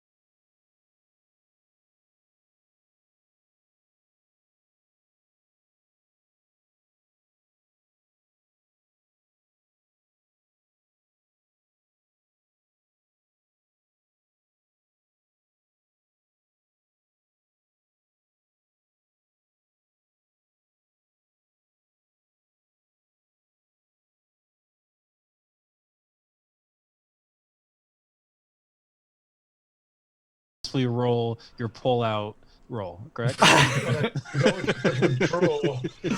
You do not want to know. Make sure you get the Bron Yeah. roll. Shame we've gone live. Yeah, we've gone live. Wait, we already went live? We did, yes. Inwolves was just saying, watch it. He said, watch what you say. I am so pleased I have my mature audience back. Yeah. Darth says, welcome back all. And Mindlesso says, very nice. Nice.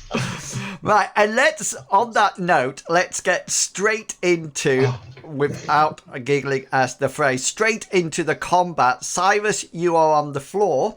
You have shoved the hybrid off you, and he is still in combat round, but you are on the floor, and we're coming to the hybrid first, who of course will lunge at you. Now, you have a choice. You can either evade or parry. Okay, but whatever you do, it will be of one difficulty harder because you're naturally on the floor. I'll tell you whether or not I hit first. Boom. Oh, you lucky devil. 89 out of 81. You are so lucky. So he sort of like, he sees a tender leg. And so like tries to grab it, but he fails miserably. And Cyrus, it's your turn. You are still on the floor and he is still up. At this point, I probably best just to get up and maybe aim my weapon towards him. Yeah. So, But I don't think I can go in for attack, correct? correct. You will use an action if you've got actions left to get up. And that means I do have a weird question. It's definitely a no, but just want to ask anyways. Is there any way I can roll like an acrobatics check, maybe do like a somersault and then attack him or something? no. No. Your athletics. See what cool things I can do. Your athletics is only used for an evade roll. You can do that then, but your combat style, which I think is called Battle Dancer, Correct. probably incorporates that skill. So when you do an attack roll, you probably do some fancy pirouette or something. I do a lot of Darth Maul helicopter leg stuff. That's what I'm going for. Okay, right. You get up. So we're in combat. What I'm going to do is come straight. Hengist, is there anything you want to do? Hazra, in this turn, you'll still dispatching the beast. Yeah, exactly. Yes. Yeah. So Hengist, is there anything you want to do? Hengist is still keeping an eye out and will protect Zach either with his body or parrying with his blade, one of the two. Okay, and on Zach's, depending which angle it comes from. Yeah, on Zach's go, he draws his silver dagger and he looks at you and he looks at the beast that's attacking Cyrus, and he sort of like looks at you questioningly as if to say, do I jab it into that one? No. Are you sort of like, and we'll come straight back up to the top of the turn. I've still got an action point left, so I will strike at you.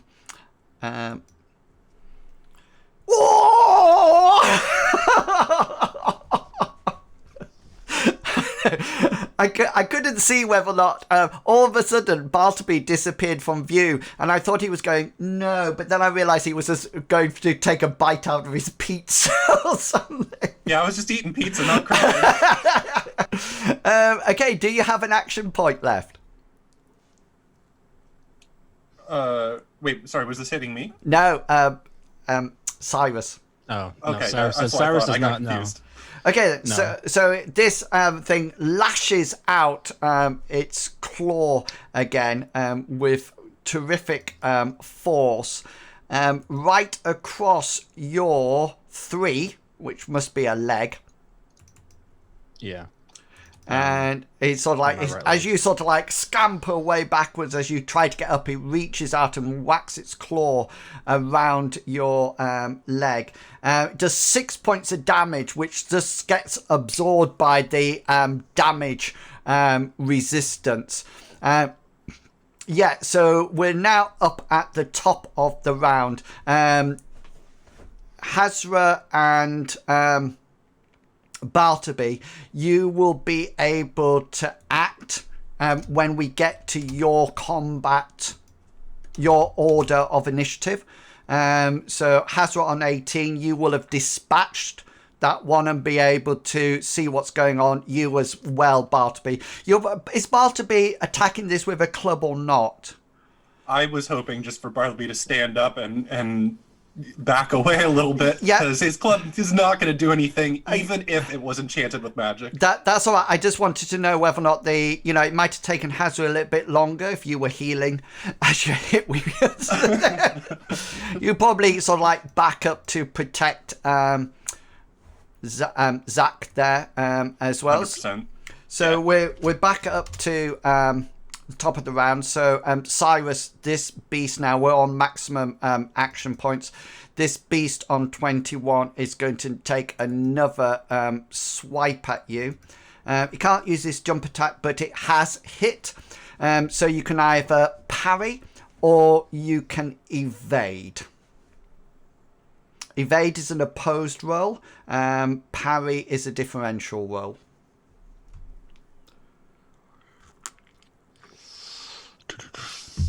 If you make your athletics check, when you evade, you won't be prone as normal, or you can try to. Differential is a difference between A differential- his success compared to his. Yeah, so differential roll, it just goes on successes. So a standard, if you're both on standard, you both succeed. But if I'm on a critical and you're on a standard, then I've done it. So it's just done on crit, standard, fail, fumble. I'm gonna try a Flip flop. acrobatics. Yeah. Okay then. So it's a opposed roll now. So you need to succeed and get above 25, or a crit would do it because it's opposed. So use up your action point as you flip flop out of the way. Oh, and you do it dramatically. Do tell the audience how you do it. He swipes in towards my leg. I do a quick backflip and make my way down to the bottom of the little embankment here. Yeah, nice parkour movement, and then Cyrus, it's your attack. It's your time to go. I'm going to then attack him. I probably could only attack his legs at this point, correct? Well, you'll have a to hit roll. So Okay. it might be that he's ducking down at one point. The only time that you have a specific location like that is that if half of the body is hidden. And then what we do is you roll a D10 and add 10 onto the roll rather than a D20. So you automatically don't hit the legs. You go for the abdomen, chest, upwards. That makes sense. So roll your weapon attack. Yes, nice one. He, of course, will use up his second action to try to parry it as he comes in. I'd just say best roll ever. Yeah, the best he can do. He fails his roll, so you will have your special first, please, then your hit location, then your damage. All right, my special is going to be press advantage. Okay, yeah. Keep him where he's at. And then I'm going to do So a 1d20 for his areas. 6, wherever that would be. That is a leg, yeah. All right, and then... And then do some damage for me. 8 on his leg. 8, 6. That takes it down to that.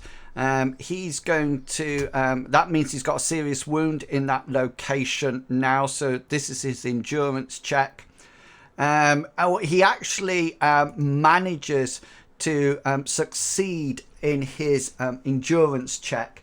So you whack into it, he staggers a bit, but he's still up, but he cannot fight for 1d3 turns, which I'm going to say at this point is probably enough time, Hazra, for you to get over there and to actually... I was going to throw my spear. Oh, yeah!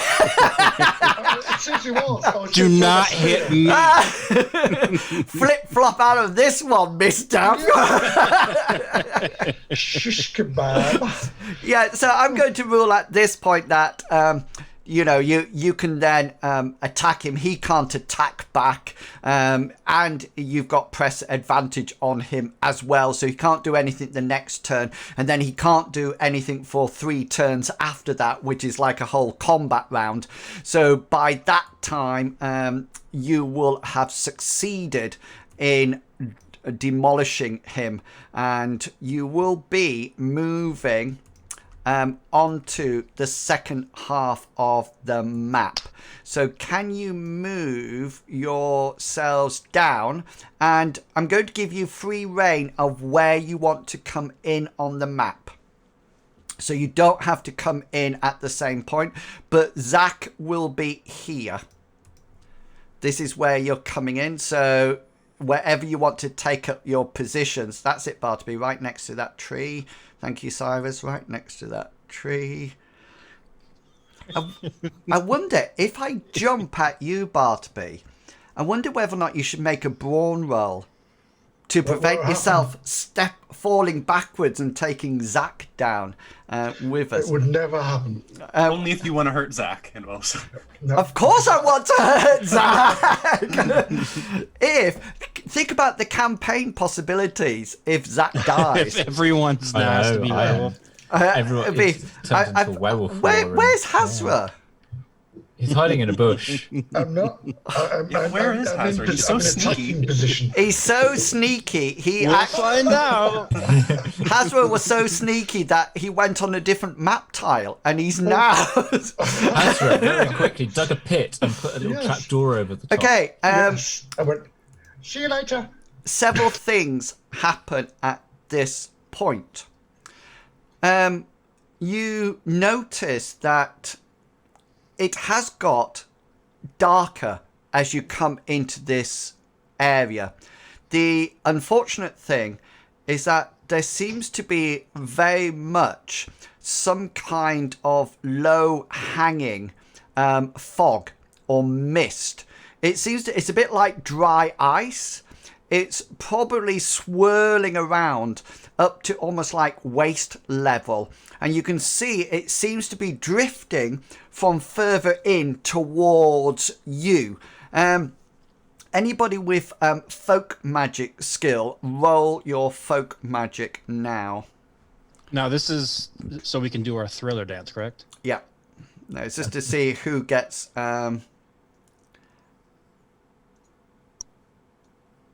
Come on, Cyrus. No.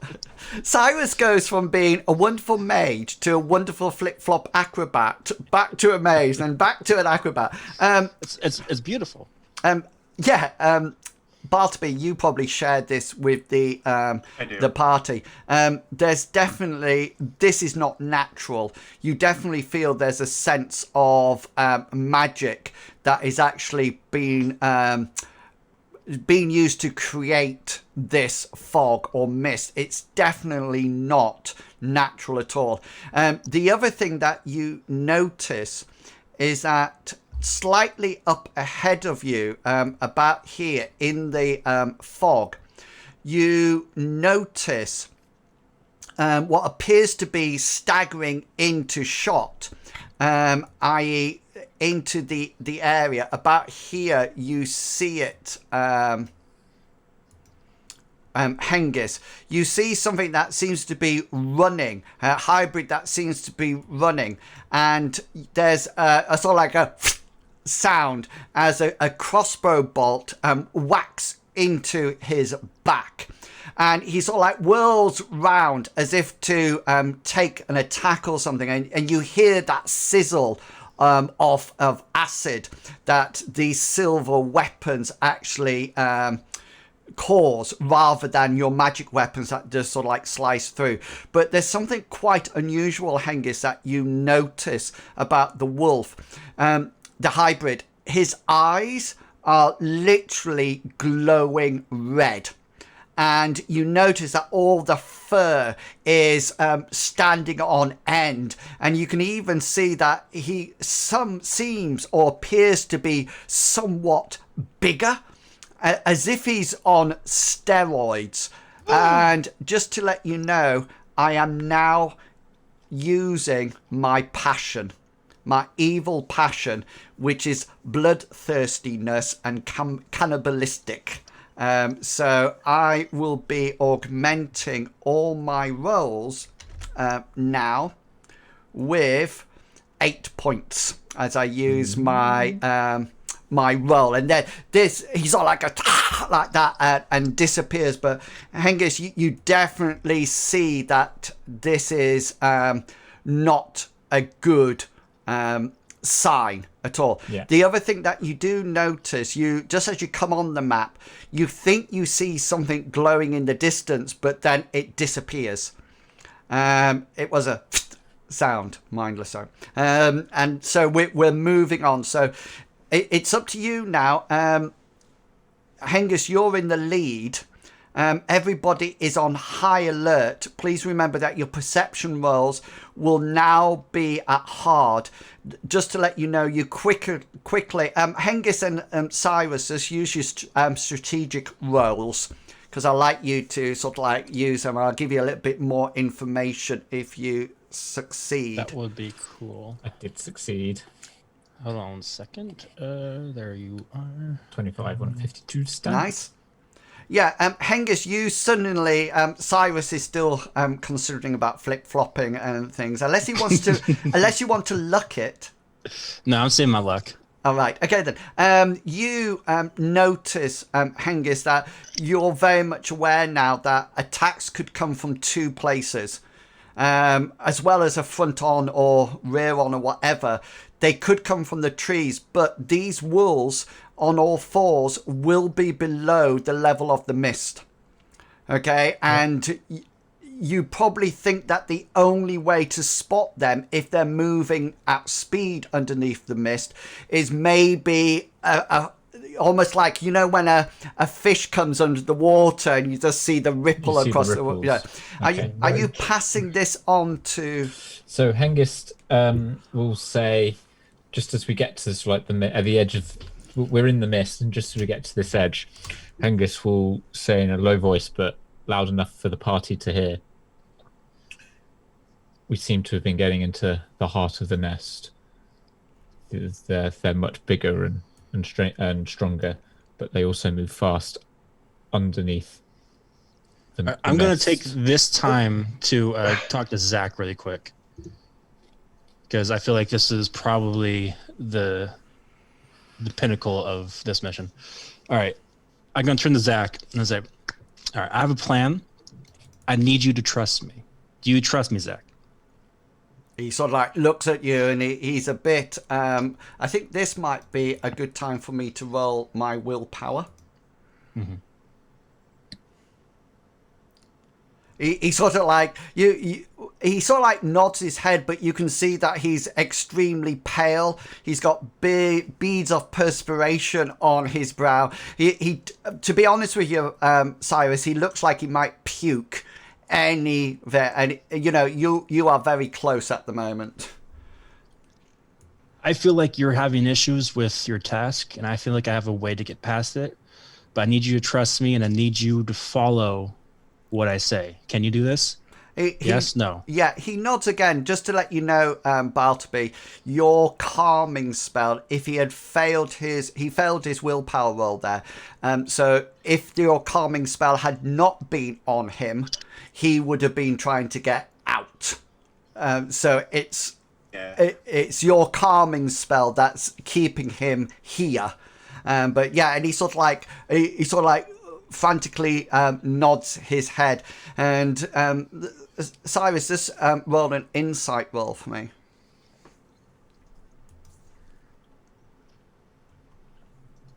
Nope, wrong one. Sorry. Yeah, you notice that his eyes are watering. He's obviously very, very concerned about it. He's not looking the best at all at the moment. All right, so I'm gonna tell him. I'm gonna kind of get him to whisper. All right, I'm gonna do this thing where I'm going to switch with you. This means that you are going to be me, my body, and I'm going to be you. And this is just temporary because I don't think you're up for this job. I don't think I'm crazy for saying that. I know it's going to sound weird. It's going to be really difficult situation for you to handle, but I need you to stay with Bartleby as me when I switch with you, and I will deal with the task that you're supposed to do. Okay, and he sort of like nods, and what I've done, and you can't see this roll. Well, I don't think you can see the roll that I've done. And don't look at this. If you're watching the stream, never watch the stream, but because you'll see the roll. But what I've done, there's a professional skill in Mythras called Teach, and what that is your intelligence and your charisma together. Mm-hmm.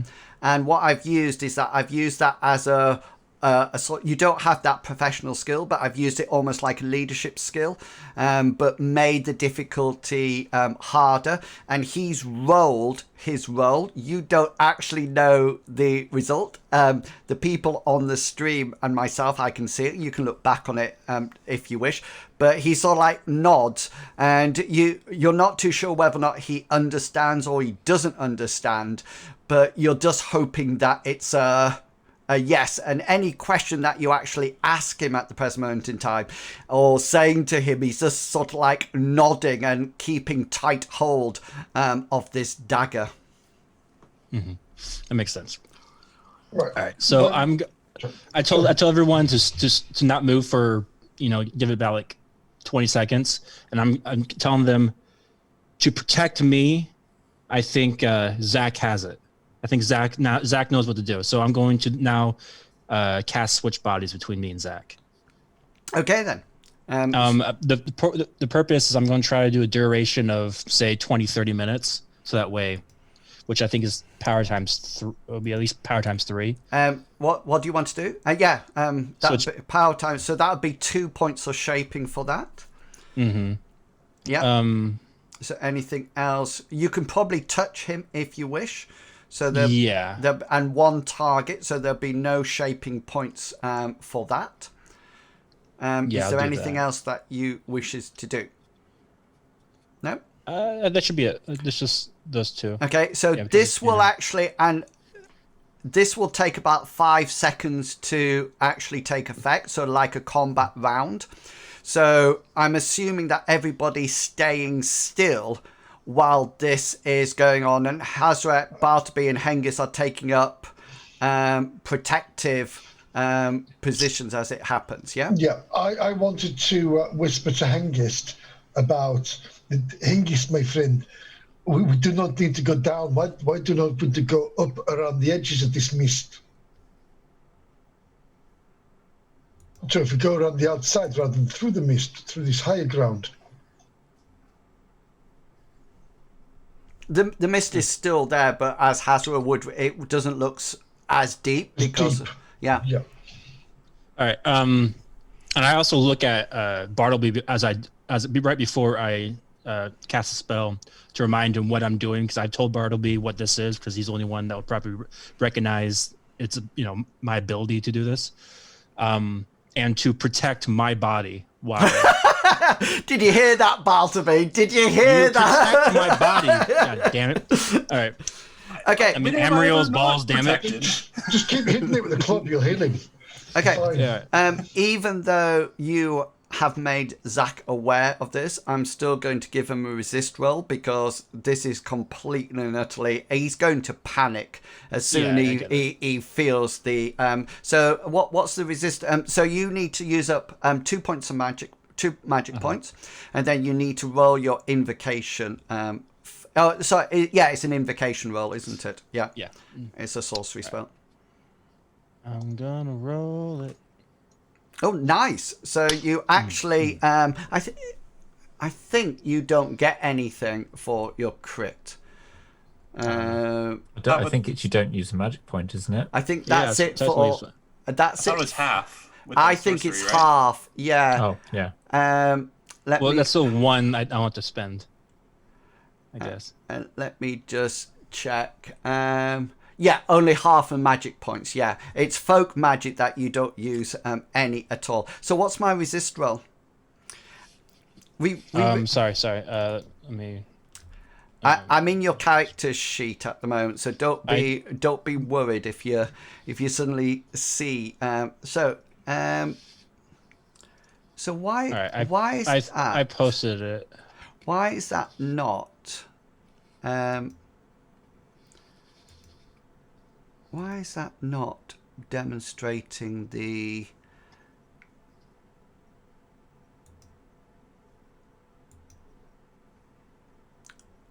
Because I thought what it was that once you put it into something, don't you? And then you can tweet, you can put that in there, can't you? Is that to do automatic? Has that been done automatically now? Yeah, cool. Willpower. Oh no, he's just done a willpower check. He's going to have to do another one. Yeah, so his willpower is 38, so he actually fails it. And so you go into his body, Cyrus, and the first thing you feel is, first thing first, I need you to roll a wisdom, a willpower check. Okay.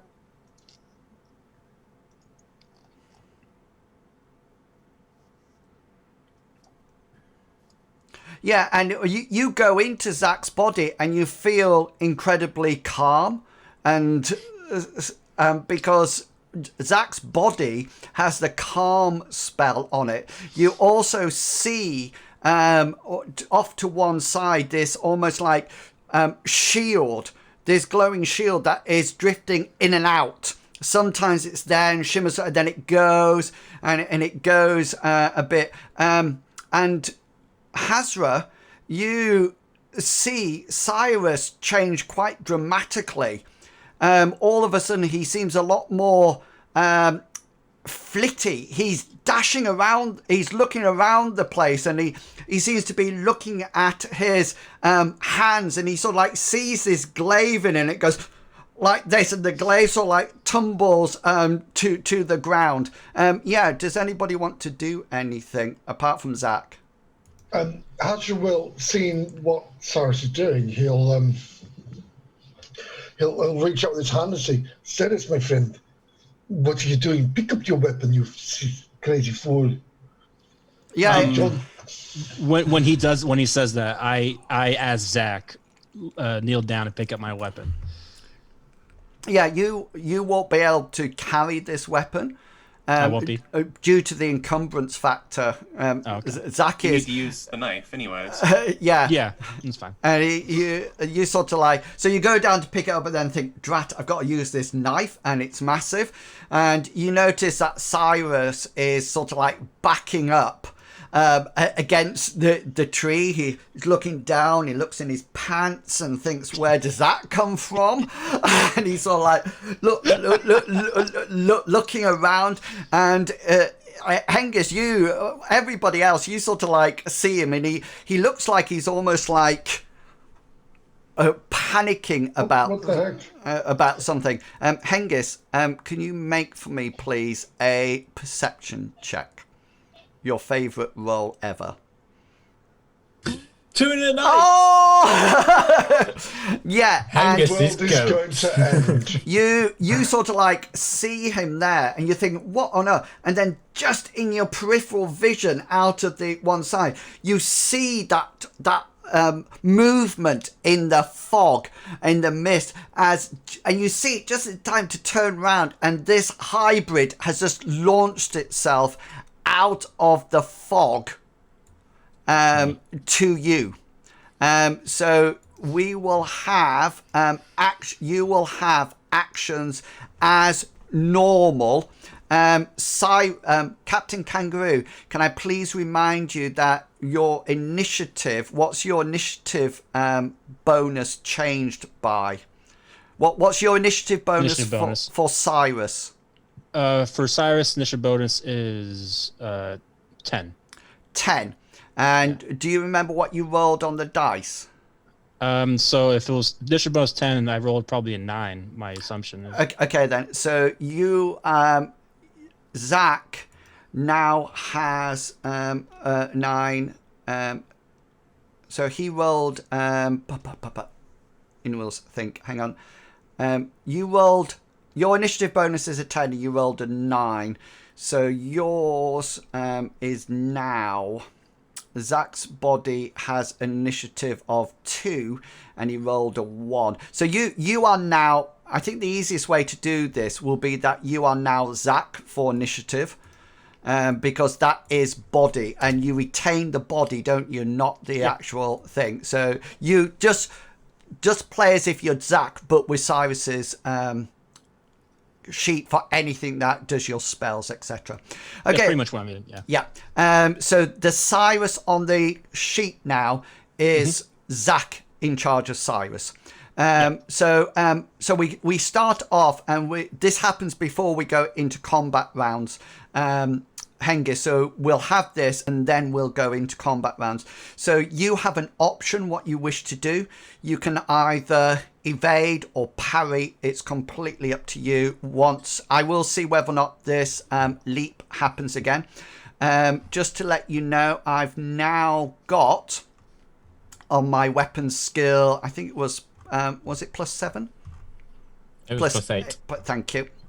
Oh, you would have got away. Let me just add an 8 in here, and so with his glowing red eyes, it launches out of the mist at you and narrowly misses its crit, but comes flying out with you. It will hit you. What do you wish to do?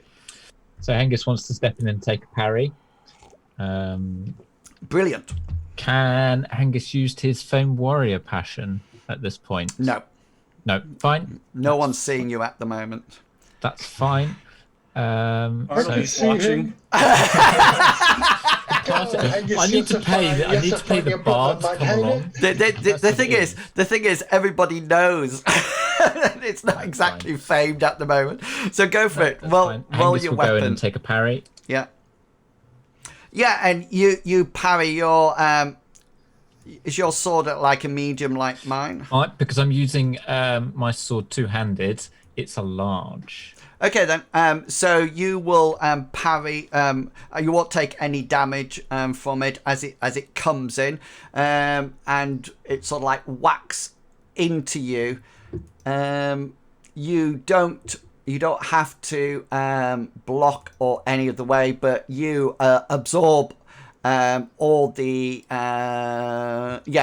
damage. There's no, you don't cause it damage or anything like that. You absorb all the damage as it comes in. So it sort of like launches at you, and you manage to parry or knock it out the way. And so you two are in combat now, and we're going Does to. Hengist get a free action or not? No, that is your free action. That's my free action. Yeah, No worries. and then we're going now into combat rounds. So Cyrus, i.e. Zach in Cyrus, going to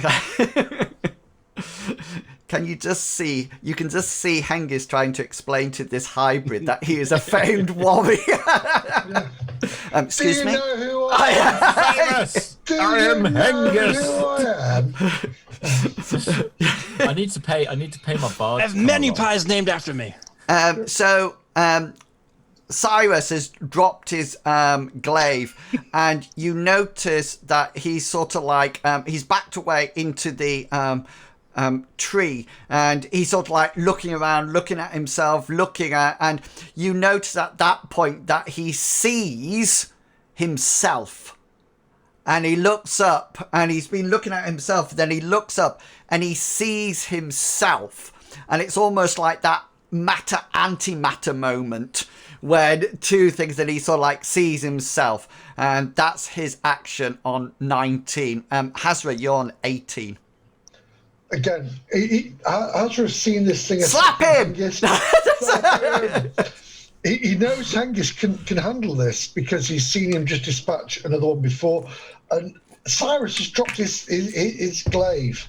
It's not looking good at all. No, it's not. So again, and he's back into a tree. So again, Hazra will go to Cyrus in this action, use a free action, and say, Cyrus, pick up your glaive, you fool. Why have you dropped it? I don't understand. Can I just say, Captain Kangaroo, if you talk as Zach, he has a very high pitch, pre-puberty sort of like voice, just so you know. I'm gonna get you, and so I'm trying to just wonder why. Just pick up your weapon, man. Yeah, and you sort of like, this is all happening as he's backing up, and he sees you coming, and you just see him looking at you, Hazra, and pointing at himself. Hengist, you're on 12. Hengist is going to take a swing at this creature with two-handed sword. Fantastic. So now you have all your action points. Yep. Yep. So I got a 50 and a 79 standard. Cool. So he will try to parry it with his. This is number 3. He will try to parry it with his enraged skill. And yeah, he parries as well. You've got your attacking weapon is large, isn't it? So he will take half damage from it. So I need you to do just your hit location and how much damage it will do. So that's the hit location. Nice, right in his head. So it's 9 points of damage. That's half of 9. 9, so that'll be 5. Thank you. Yeah. This is number 5. That'll be 5 points. It his head. Yeah, and you swipe into his head. You've done some damage to it. He's got like a slash across his face, but you don't think you penetrated down to bone or anything like that. Bartleby, you're up. I'd like to use the classic prayer of Amriel says chill, and I'd like to target Cyrus's body. Yeah, go for it. It's a famous prayer. Don't laugh. It's very serious. Chill out, bro. And I got a critical. All right. So this would normally. Does this get resisted? Yes, you have a willpower resist. Okay then. So who's stronger, Amriel or you? It's Amriel or Cyrus actually. Throw down. Well, no, it's not Cyrus's willpower. It'll be Zach's willpower. It'd be. Wait, is willpower just mental characteristics? Yeah, it would have to be. No, yeah. What it is it's double its power.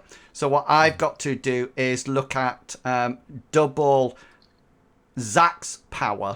Yeah. And add it onto it. So what I could just roll my 1d100 because I know my willpower's 38 and you know that. So 16. I did get a critical. Oh, you did get, yeah, because otherwise he would have resisted it. Yeah, which would have been. It's all right, Bartleby. You could have just sort of like think, oh no, I wasn't doing anything. I was just waving or something. Yeah. So Zach in Cyrus's body starts to look a little bit. I think everybody's going to have calm on them by the end of this round.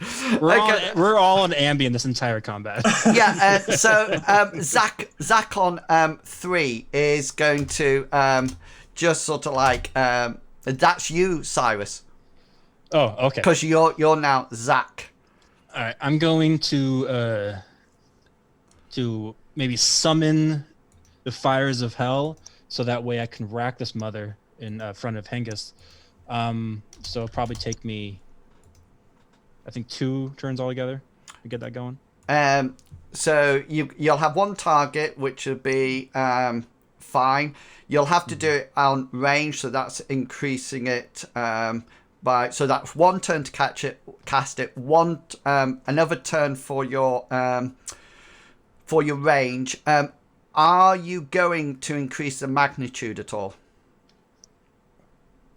What will the magnitude do? Well, the magnitude is when you try to overcome other spells.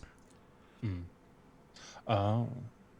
So if you were dispelling a magic, then you would want your magnitude to be higher. Higher than that. But in this case, unless he has a lot of magical armor. I don't know if that's a thing. Or he has magical shields or Maybe. wards. It depends whether or not is he the one that Bartleby said might be. Oh yeah, you're right. Yeah, I'm probably going to have to amp up that magnitude. So what would you like to do? It's without any shaping points. It's magnitude 1. While keeping the amount of damage for my rack, which is I think 1d8. You've got plenty of shaping points because you've only used 1, so you've got 6 left. I would put the rest of the shaping points into the magnitude. Okay then, so you can up it to magnitude 7, so that'll give you up to, but it will add another turn onto the casting. That's fine. So you've got 3 turns. So this is now, so you got 3 turns to cast it, and it actually comes off at the end of that turn. You don't need to wait another turn before you cast it. But so you've now actually got, so this turn is your first one. So essentially this entire round, essentially. Well, you've now got 2 more action points to feed into it before it goes off.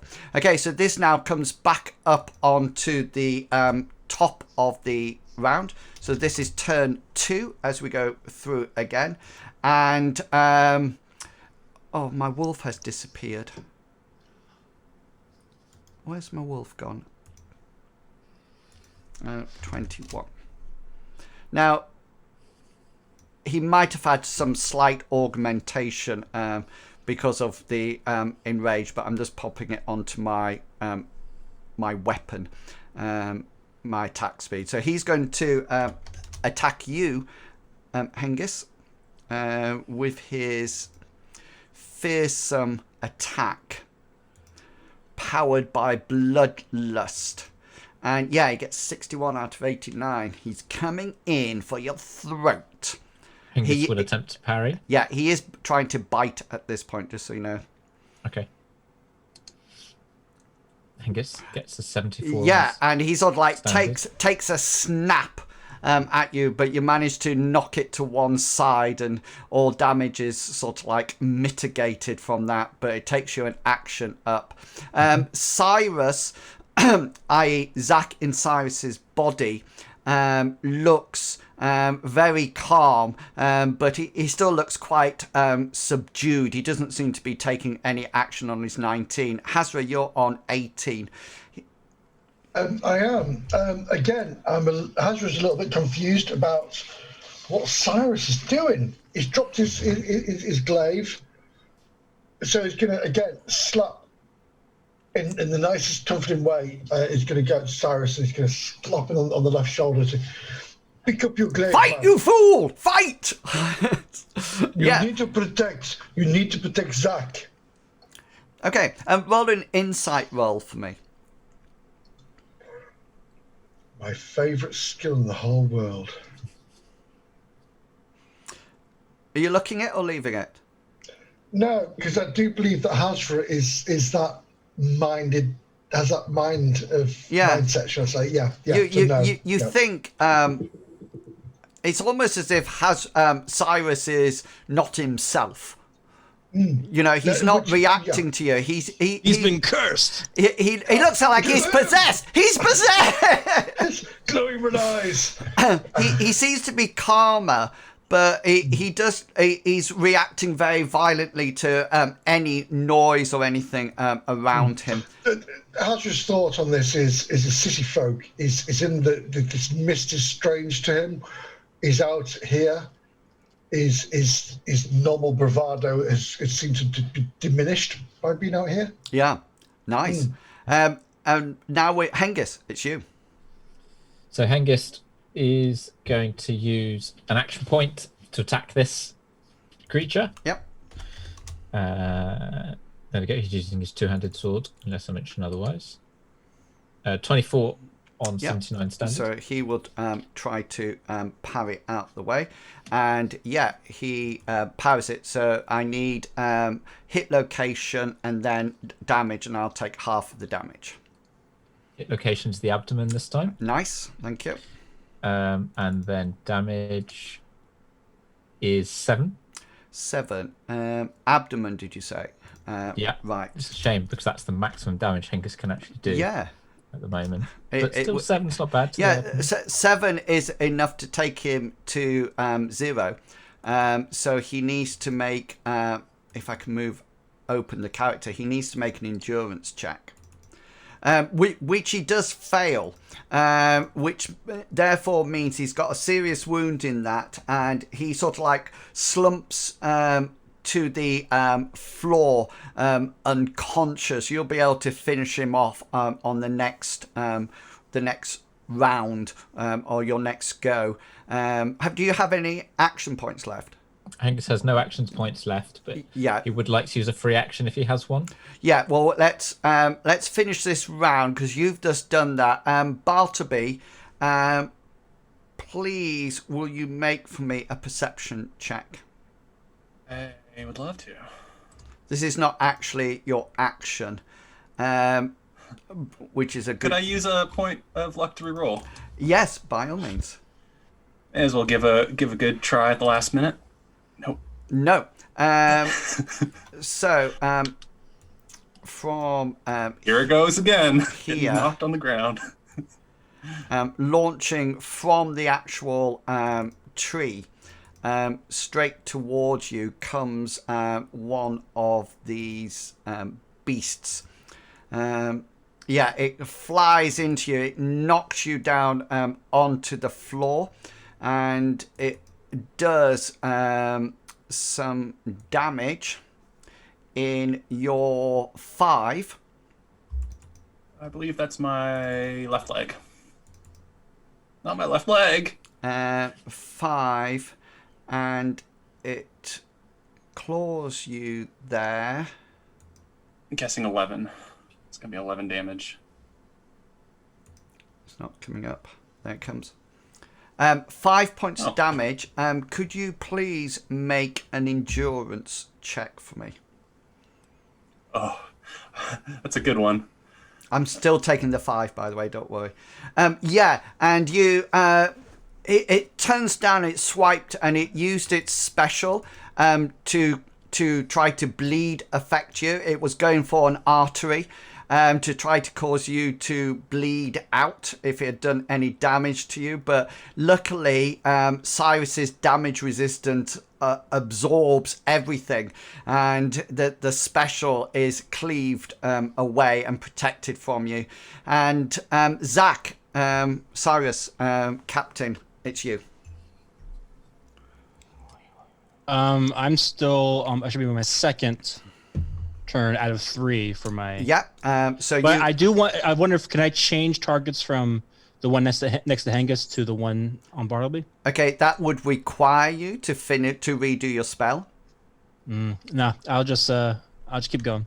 Okay, so you got. I can always move the spell, can I? Right. Yes, At once the it's end. cast, you cast it, and then you can bring it back in and go out. But if it goes out to another target, they get a resist roll against the spell. So you will do that next round, and we come up to the top of the turn. Hengist, you're out, but you can use your free... let's go down. So Wolf goes first with you, Bartleby. So it's coming in to actually attack you. You're upright, aren't you? Am I? Oh no, are you pinned? Yes, you're pinned. Yes, sorry. Yeah, I thought he was leaping and knocking me down. Yeah, sweeping me off that's my feet right. again. So he sort of like lunges down at your throat with its bite attack. You can't evade. You can't parry because your arms are pinned. So this is coming into you at this. And moment. I have no action points either. So. Oh, because you only have 2 action points, don't you? Yeah, I just kisses me on the neck. I just guessed that, by the way. I wasn't sure that you had 2 action points. You never make it obvious at all. So this comes down on your 9, whatever your 9 is. My 9 would Usually be got the 27 abdomen. luck points. Is it your what, sorry? Your abdomen? Yeah. Yeah, so it comes down on your abdomen for 6 points of damage, which will be absorbed by your damage resist, won't it, on that 6? Yeah. Correct. So you are on that. Hengist, this is still my... I'm sorry, I'm just putting that you are actually prone at the present moment in time. Hengist, this one in front of you is down, isn't he? He's unconscious. He's unconscious. So yeah. you actually see... just make a perception check for me. Oh, 3 out of 4 perception checks tonight. You see, walking towards you, appears to be a rather female-looking hybrid. Female in the sense that she actually has the characteristics, the attributes, the special body parts of being a female. She's not clothed at all, but you can see that she's got fur. Okay, and her eyes are glowing, and she's walking extremely seductively through the mist, and the mist is sort of like parting as she walks casually towards you. And you notice that in her hand, the only thing she has in her hand appears to be a silver dagger. Okay. But that is not what your perception check was for. She's very obvious. What you picked up is that there are 2 hybrids coming in almost like a prong attack, coming in from... your perception has been really good tonight. I know, I'm really impressed. Yeah, and they seem to... You notice the fog shimmering, and she's sort of like walking in extremely seductively towards you, and you sort of like look towards her, but you see out of the each side this almost like movement in the actual mist. And I would like you please to roll in a second. Let me just do my... Okay, you don't need to roll a willpower check. She tried to befuddle you, but her folk magic spell casting roll was 95, which fails. Just to let you know, if you were befuddled, He probably would have failed as well. So it causes confusion within the mind of the target. Befuddled targets can still act in self-defense, but cannot initiate or any constructive activity until the spell ends, which would have taken you nicely out of the... Hengist probably would have failed with a very low willpower. Yeah, so you sort of like see her seductively, and you sort of like think... You sort of like look at her and then think, what? And sort of like shift yourself out of it, and you feel that you were drawn to her in some fashion. And yeah, That's my attack, so my action. So she's moved on, and the other two have moved. I don't have enough movement to actually get to the combat. Cyrus is paying attention to you, Hazra. He's almost like looking in your eyes as you're talking to him, and he sort of like keeps pointing to his body and things like that. And Hazra, it's your turn. You can see the woman. You can see the woman, but you can't see the two hybrids. Well, to be fair, he's focusing on other things, and he will look at Cyrus and use a free action to say, "Damn you, man!" He will plant his left foot down, and he's going to throw his spear at this. Oh! Who's astride? Who's astride Bartleby? Who's astride the healer? No, Bartleby, sorry. Yeah, go for it. Don't worry, you got damage resistance up. Oh, nice one. I'm not going to give him a dodge or anything. He's firmly intent of actually chewing out Bartleby's throat at the moment. So you will get a special, but it's not a crit. No. So you can't choose location because I could reverse it if you want. You could use a point to look and reverse it, and then because you can only choose location on melee without a crit. Once it's ranged, it's critted. Do you know what? I'm going to use a point of look and reverse it, to be fair, because he's so in the moment, and he's going to use his selfless protector to just get in there.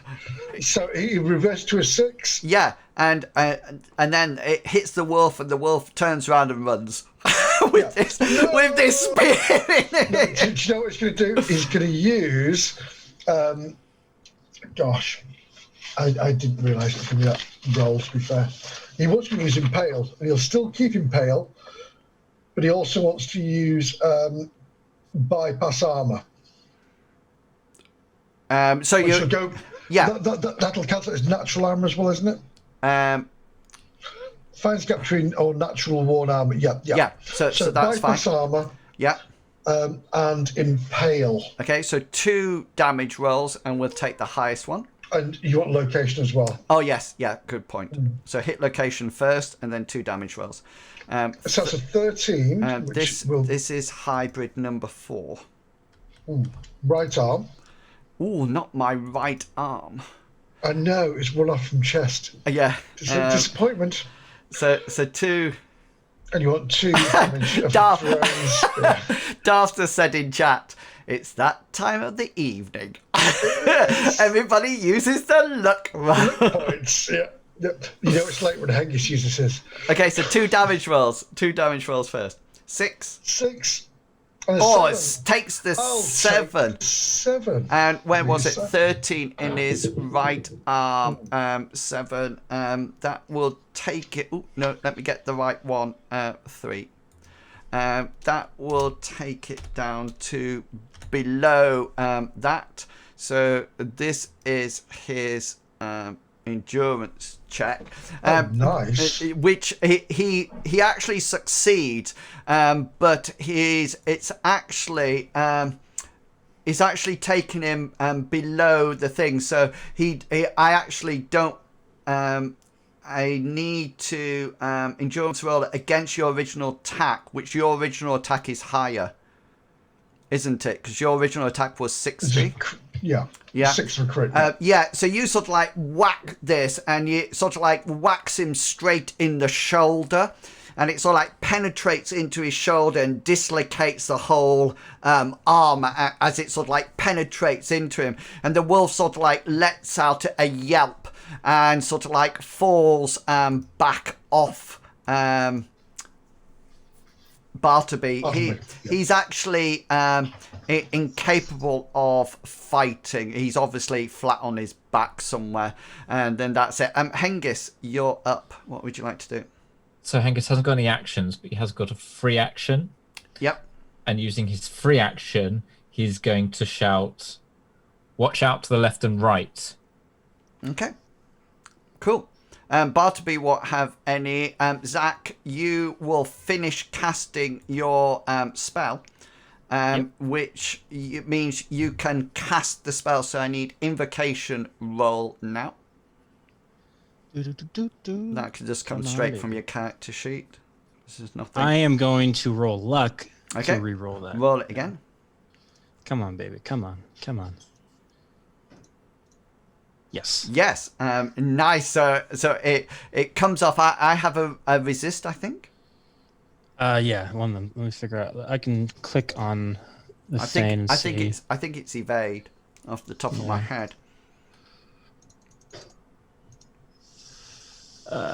Resist is evade. Yes. Yeah. So actually, because I would have to have an action point to actually evade, and I don't.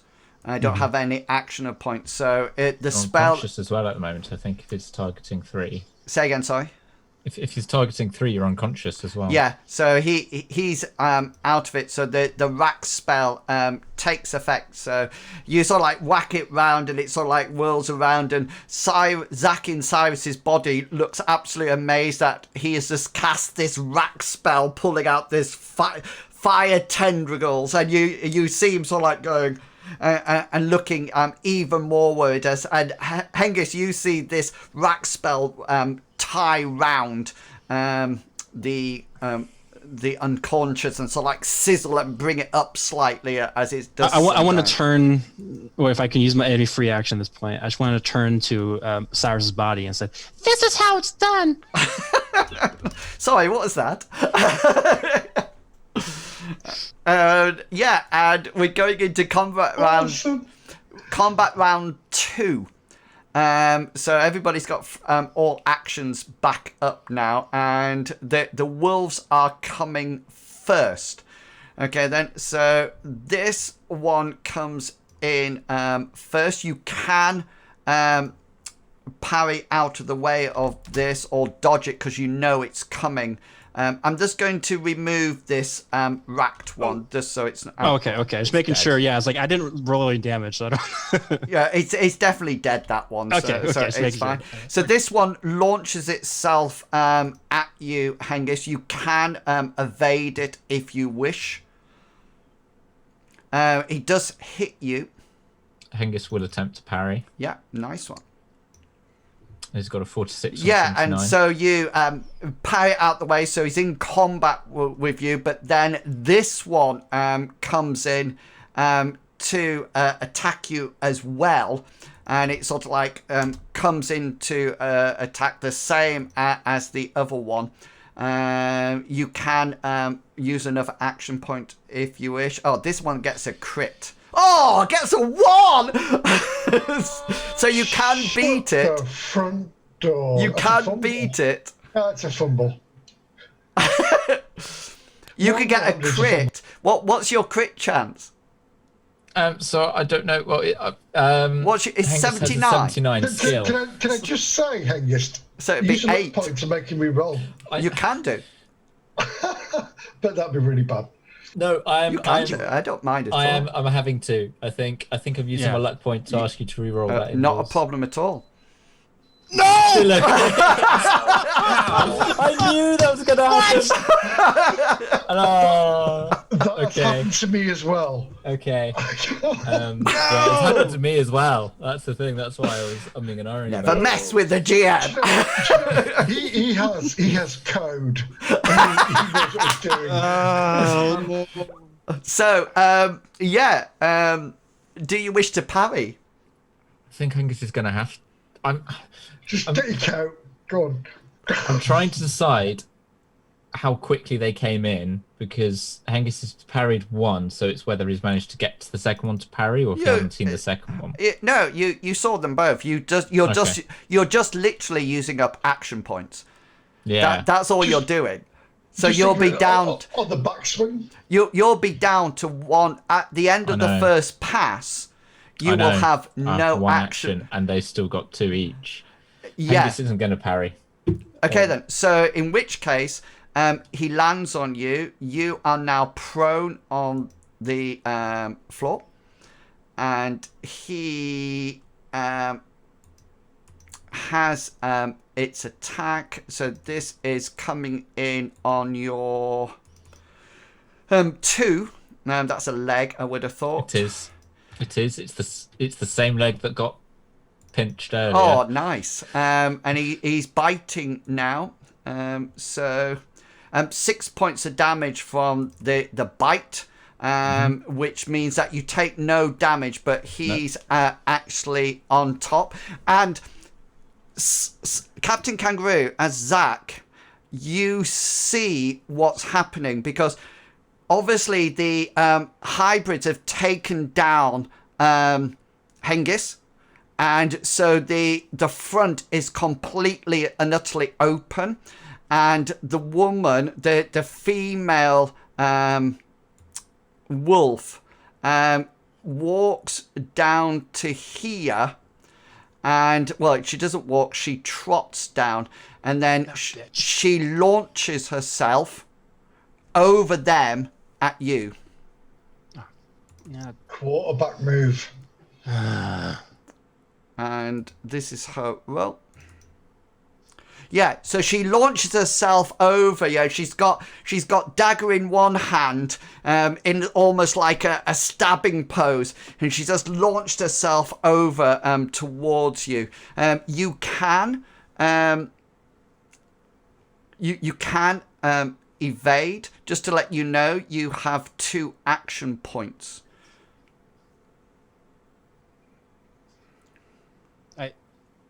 Two action points. I should have 3 for this round. You're Zach. Remember. Oh, okay, Zach. Okay, that's right. I'm a Zach. Yeah. That's right. The only reason I'm going to have to. The only thing I can do is I have nothing to parry with unless I can parry with the rack, the blower back with the rack or something. You can parry with your dagger if you wish, but it will stop your spell. I'm going to have to do acrobatic evade. Okay then. So acrobatic evade, please. So my roll is 32. So you need to get above 32 because it's an opposed. So you need to succeed and get above 32. Here it goes.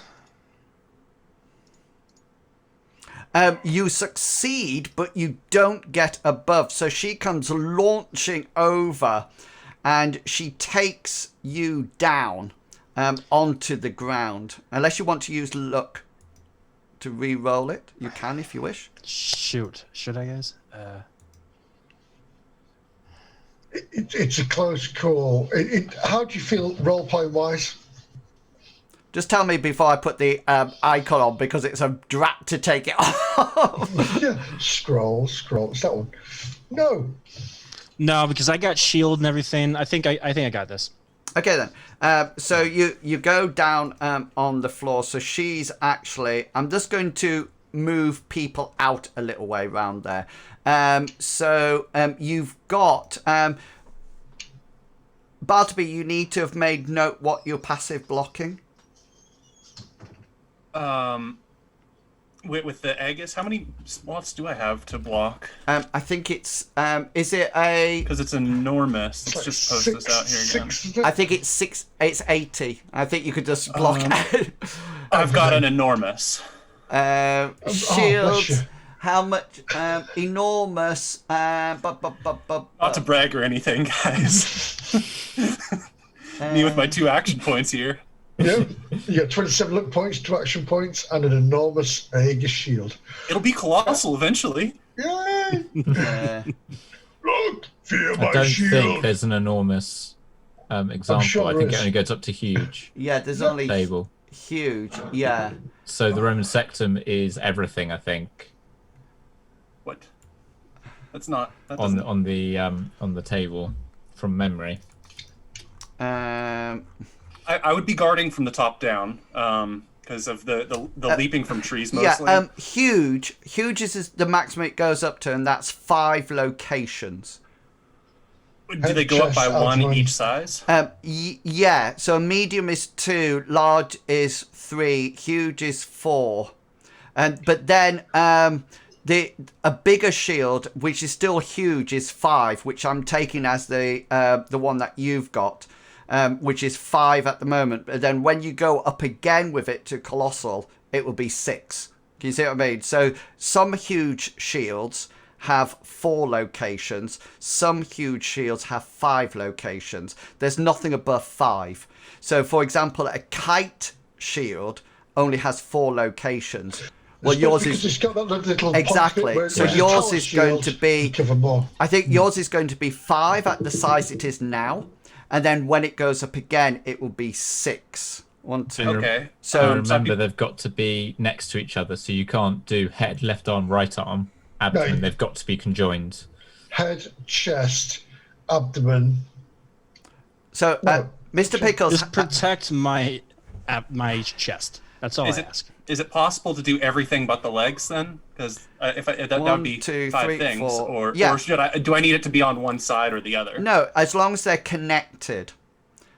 So you can do sort of like both arms, chest, abdomen, and head. You couldn't do head and left leg because those two are not actually connected.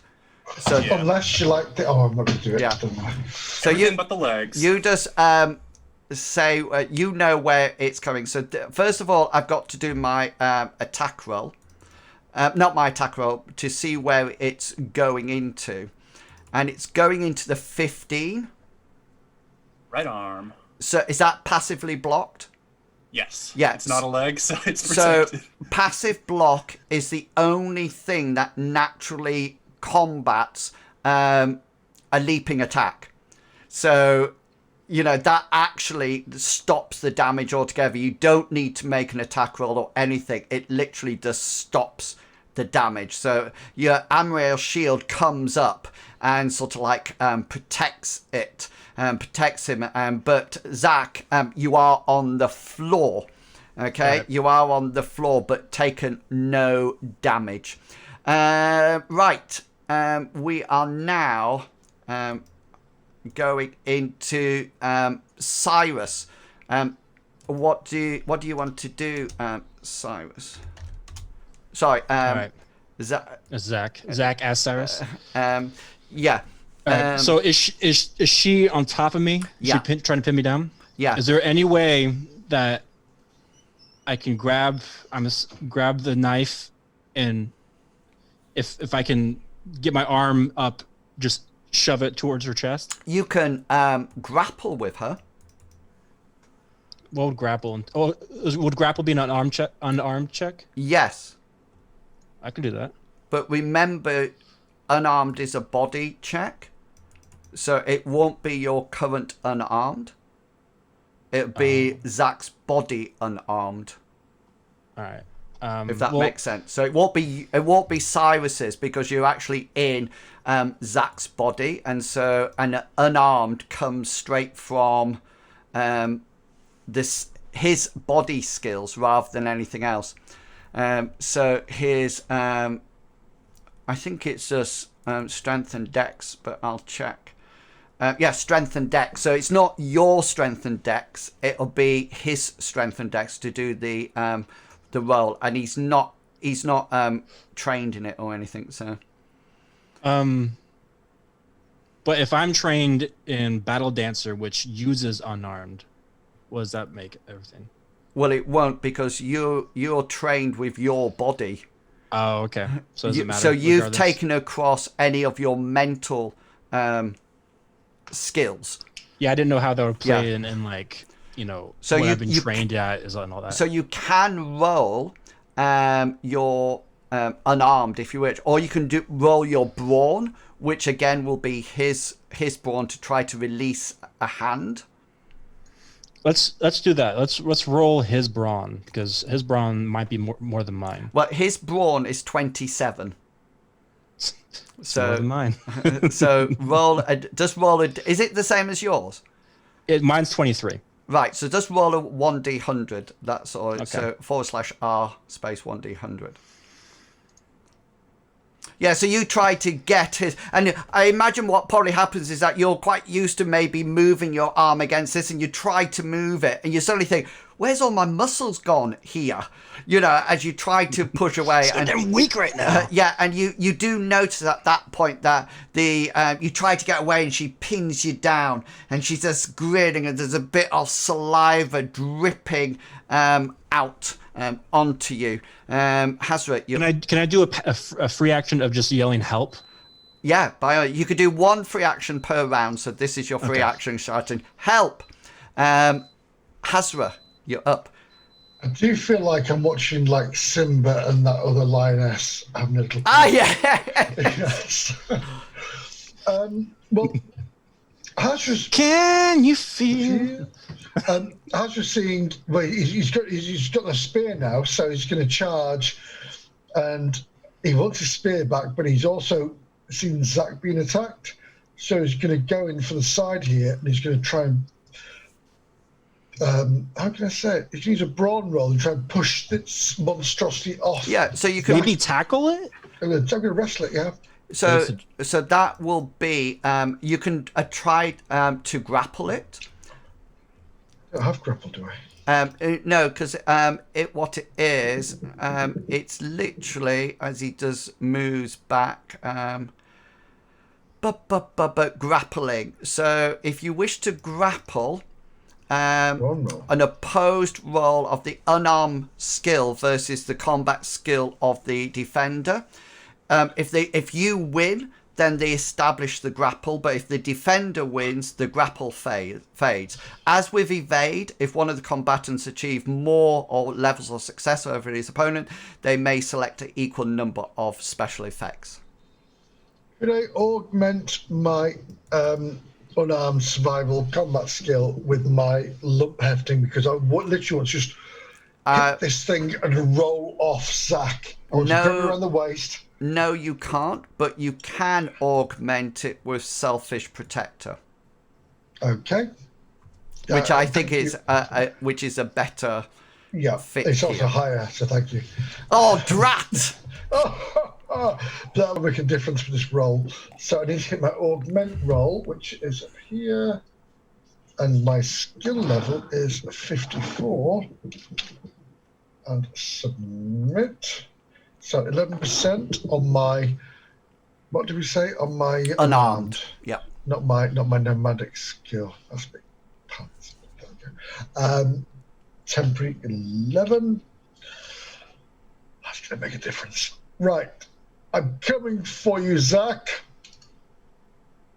I'd like to use a point of luck to reverse, to re-roll that if possible. Re-roll it. Yes, I'm going to re-roll it. I'm feeling, I'm going to dive in there and save him, so. Yes! 35. Nice! So you dive in.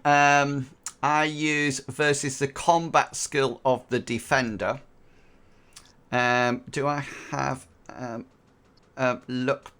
yeah, I still have 2 action points left, so I'll use up one of my action points to try to now normally I can actually use my weapons skill, but if I was armed with a sword, I would actually state that I need to use my unarmed to do it, but because this beast is technically unarmed, he's just going to use his savage strikes as usual. And you sort of like try to go in to grab her, but you don't manage to grab her. She sort of like sees your hand come out and knocks it out the way, but it looks like you've attracted her attention. Hazra, you're sort of like there, and she seems to be distracted from Zach on the floor, and that was Hazra. Hengist, you're up. Well, actually, you're not. You're down, but I am down. I'm just going to move them out like that, but we know that you are. Hengist is pinned by the one on the right. Yes. So you can use a brawn roll. Yeah, Hengist is trying and wrestle himself free, I think. Yeah, so you just need to succeed on it. 24 on so you 84 you managed to release a hand, so you can now parry with your sword in the correct time. Bartleby. It is a hard skill check to try and cast a spell while prone, right? Correct. Yeah. Then I will use my turn to stand. Excellent. Number 4 is out of it, isn't? Yeah, he was. Yeah. His Arm came off. His arm came off. So let me just. Quick question: Just fell off. Is the well, I should probably ask on my next turn. I was just going to ask if I could see the spear from where I am, but It's probably zapped into it, but you probably had your back to what's happening behind you, and you sort of like whirl round, so you're stood up now, but you can see what is happening. And Zach, who is now sort of like Cyrus, sort of like sees this beast on top of him. And sort of like he's going to make a willpower check. His willpower's 38. If he succeeds, he's going to try to do the same as what you did, Hazra, and tackle it to the ground. If he fails, he's going to sort of like think, I don't know what to do. Okay, so that's what his 2 actions. Oh, he gets a 29. He's going in for the grapple. Unfortunately, he's on like. Unfortunately, grapples me. Yeah, it goes more into a hug, Hazra. He sort of like makes a charge, but sort of like misses the grapple, and she just Someone use your luck on him. but moves it. Yeah, has to say, Cyrus, use a point of luck. Is just to check with everybody. It's 6 minutes past 10. Are you all right just to finish this combat off? Yep. Or does anybody? I am, but I am. Brilliant. I should be, but I don't have too much time. Okay, so just leave when you go, and then we can just kill you off in the next. Sounds good. Okay, so we're coming up to combat turn 2, round 2. So this one is out. These 2 are both up Hengist, and they're both using up an action point to quite naturally attack you. Yeah. One. So the one on the left goes first and succeeds if you wish to do anything. Yeah, Hengist will attempt to parry that one. Okay. And that's his last action point. Nope. No. Failed. So he will do his hit location. He's going to bleed it with this, and 20 is probably your head. Just hold out.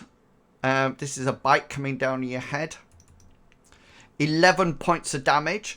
So 7 of that will go off because of the natural armor, which takes 4 down into your head. Tell me if you're still above 0. Hengist has 2 out of 6 left. Ooh, the tank. On his head. And then goes the second one. Crit, choose location, head. He oh my God! No way! He crits Making me roll. on his attack. So this I haven't got luck point to save myself either if it's head. This is going to come in on Was Mr. Pickles right? 12. This is coming in on your My 12. My 12 is my chest. Chest. Oh, The yeah. chunkiest part of Hengist. Very Oh burly. my goodness. So, and in comes only 6 points of damage to this. Bounces off. So I imagine this. They're sort of like goring at you on the floor as they're sort of like biting into you, and there's blood being shot everywhere. It's a bit like a Forsaken when they're cannibalizing in. Wow. Yeah, it's just like they're finding cracks in his armor. Yes. The person on the top of Zach sort of like makes a swipe at Cyrus, who came in last, and tried to knock him away. Jesus. She gets a crit. And so what you are coding this, aren't you? I am. You've hacked roll 20. It's like, what, 3 crits in a row? More than that. I know, I'm loving it. I am going to use choose location on this and whack Cyrus's leg with my claw for 6 points of damage, but the protection keeps Cyrus's body in check. And we move to you, Cyrus. You've got this woman on top of you. You do have your hand free, because I've just taken a swipe at your leg, at Cyrus's leg. So you can, if you wish, attack her. I'm doing it. I'm going right for the chest if I can. Okay. So I don't know what I would roll in this, because my this will be the first time I've ever rolled an attack that wasn't based off my combat style. Yeah, so Zach's combat style is probably, we'll say for sake of argument, it's going to be 40%, just to put a round figure on it. So what you need to do is that you need to roll your 40%. Come on, baby. No, I'm going to use my last luck point. Reverse that. Reverse that, motherfucker. Okay, and you can use. It's too busy with people on either side. Well, she also used so far. She's used, unless she has like 4 action points. She's used all of her action points. She's a big special boss. Yeah. And she has luck points. Okay. I'm just gonna go with it. And she's all like whacking away, and as she turns around and tries to scrape Cyrus's leg out the way, you stick your dagger into her body. I'm going to the special I'm going to go for is choose location. Choose location, chest.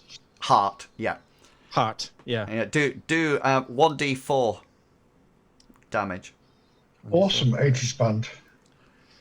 1d4? No, 8 heart. Yeah. And you sort of like thrust this in, and you sort of like feel that this is such a weedy hand that's using it. Really needs to use weedies. But you notice that as it touches the woman's skin, this werewolf skin, it sort of like sizzles and almost like goes and gets almost like struck in to her chest. And you notice that she suddenly freezes and turns. She sort of like swipes at Cyrus and looks back and sees it in her chest as you're pushing it in. And there's a sizzle, and then she sort of like rocks her head back, and there's an almighty scream that pierces the landscape as Zach put your hand under the hilt and carry on pushing it, and then all of a sudden you feel a bit of resistance, and you give one final push as it goes in, and she lets out, as I say, take that, bitch. Yeah, and it's all like hits her. She rocks backwards and flops down, luckily not landing on Hengist, but rocking over to the side as the chosen one is defeated. Just to let you know, at that point, Hengist, you're sort of like blooded left, right, and centre, and these two hybrids sort of like raise themselves for the next attack, and you hear like that as you silver crossbow bolts come in from either direction and sort of like pierce them as the rest of the mercenaries arrive. There's certainly going to be some stories to tell about this, probably some wonderful information to get to the bard, but yes, you have succeeded just at the end. even though bodies were swapped all over. Zach is a little bit disappointed about going back to his little body. His frail little body. Mauler. And the Frail little body. the mercenaries take charge of Zach and sort of like wish you luck, and they look down at you all and sort of like look at each of you and sort of like say, you know, if you ever want to join the hunters, there'll definitely be a place for you within our ranks. And you know, and you sort of like nod, and with the chosen one killed and heart pierced, you eventually head back to Lindowe. And I just want to do this little bit, a bit of narration before you go any further, and then you can we'll call it a night. And you sort of like you arrive back in Lindowe quite tired, and you think the best thing that you could possibly do is just go to the Hairy Hobgoblin and have a bit of a drink to relax and enjoy yourself. And as you're walking down the corridor, the roadway towards the Hairy Hobgoblin, you hear noise of excitement and laughter and music, and you sort of like think, oh, Basil's got a good night on. And as you get closer, you notice that it's on the wrong side of the street, and the Hairy Hobgoblin seems almost in darkness. The door is slightly ajar, but there's only a dim, faint glow of maybe a low fire, and no noise from the Hairy Hobgoblin at all. And as you pass this place that is full of life, and there's drinking and there's music and everything, you notice above the door, it's called the Sniffling Boar. And you sort of like look past, and as you look past, you gaze in and you see Annalyn in the corner, and he's laughing and joking with a group of people, and obviously serving them all. And in total comparison, the Hairy Hobgoblin is dark, and you know, only maybe a small ember. There's no noise coming from it at all.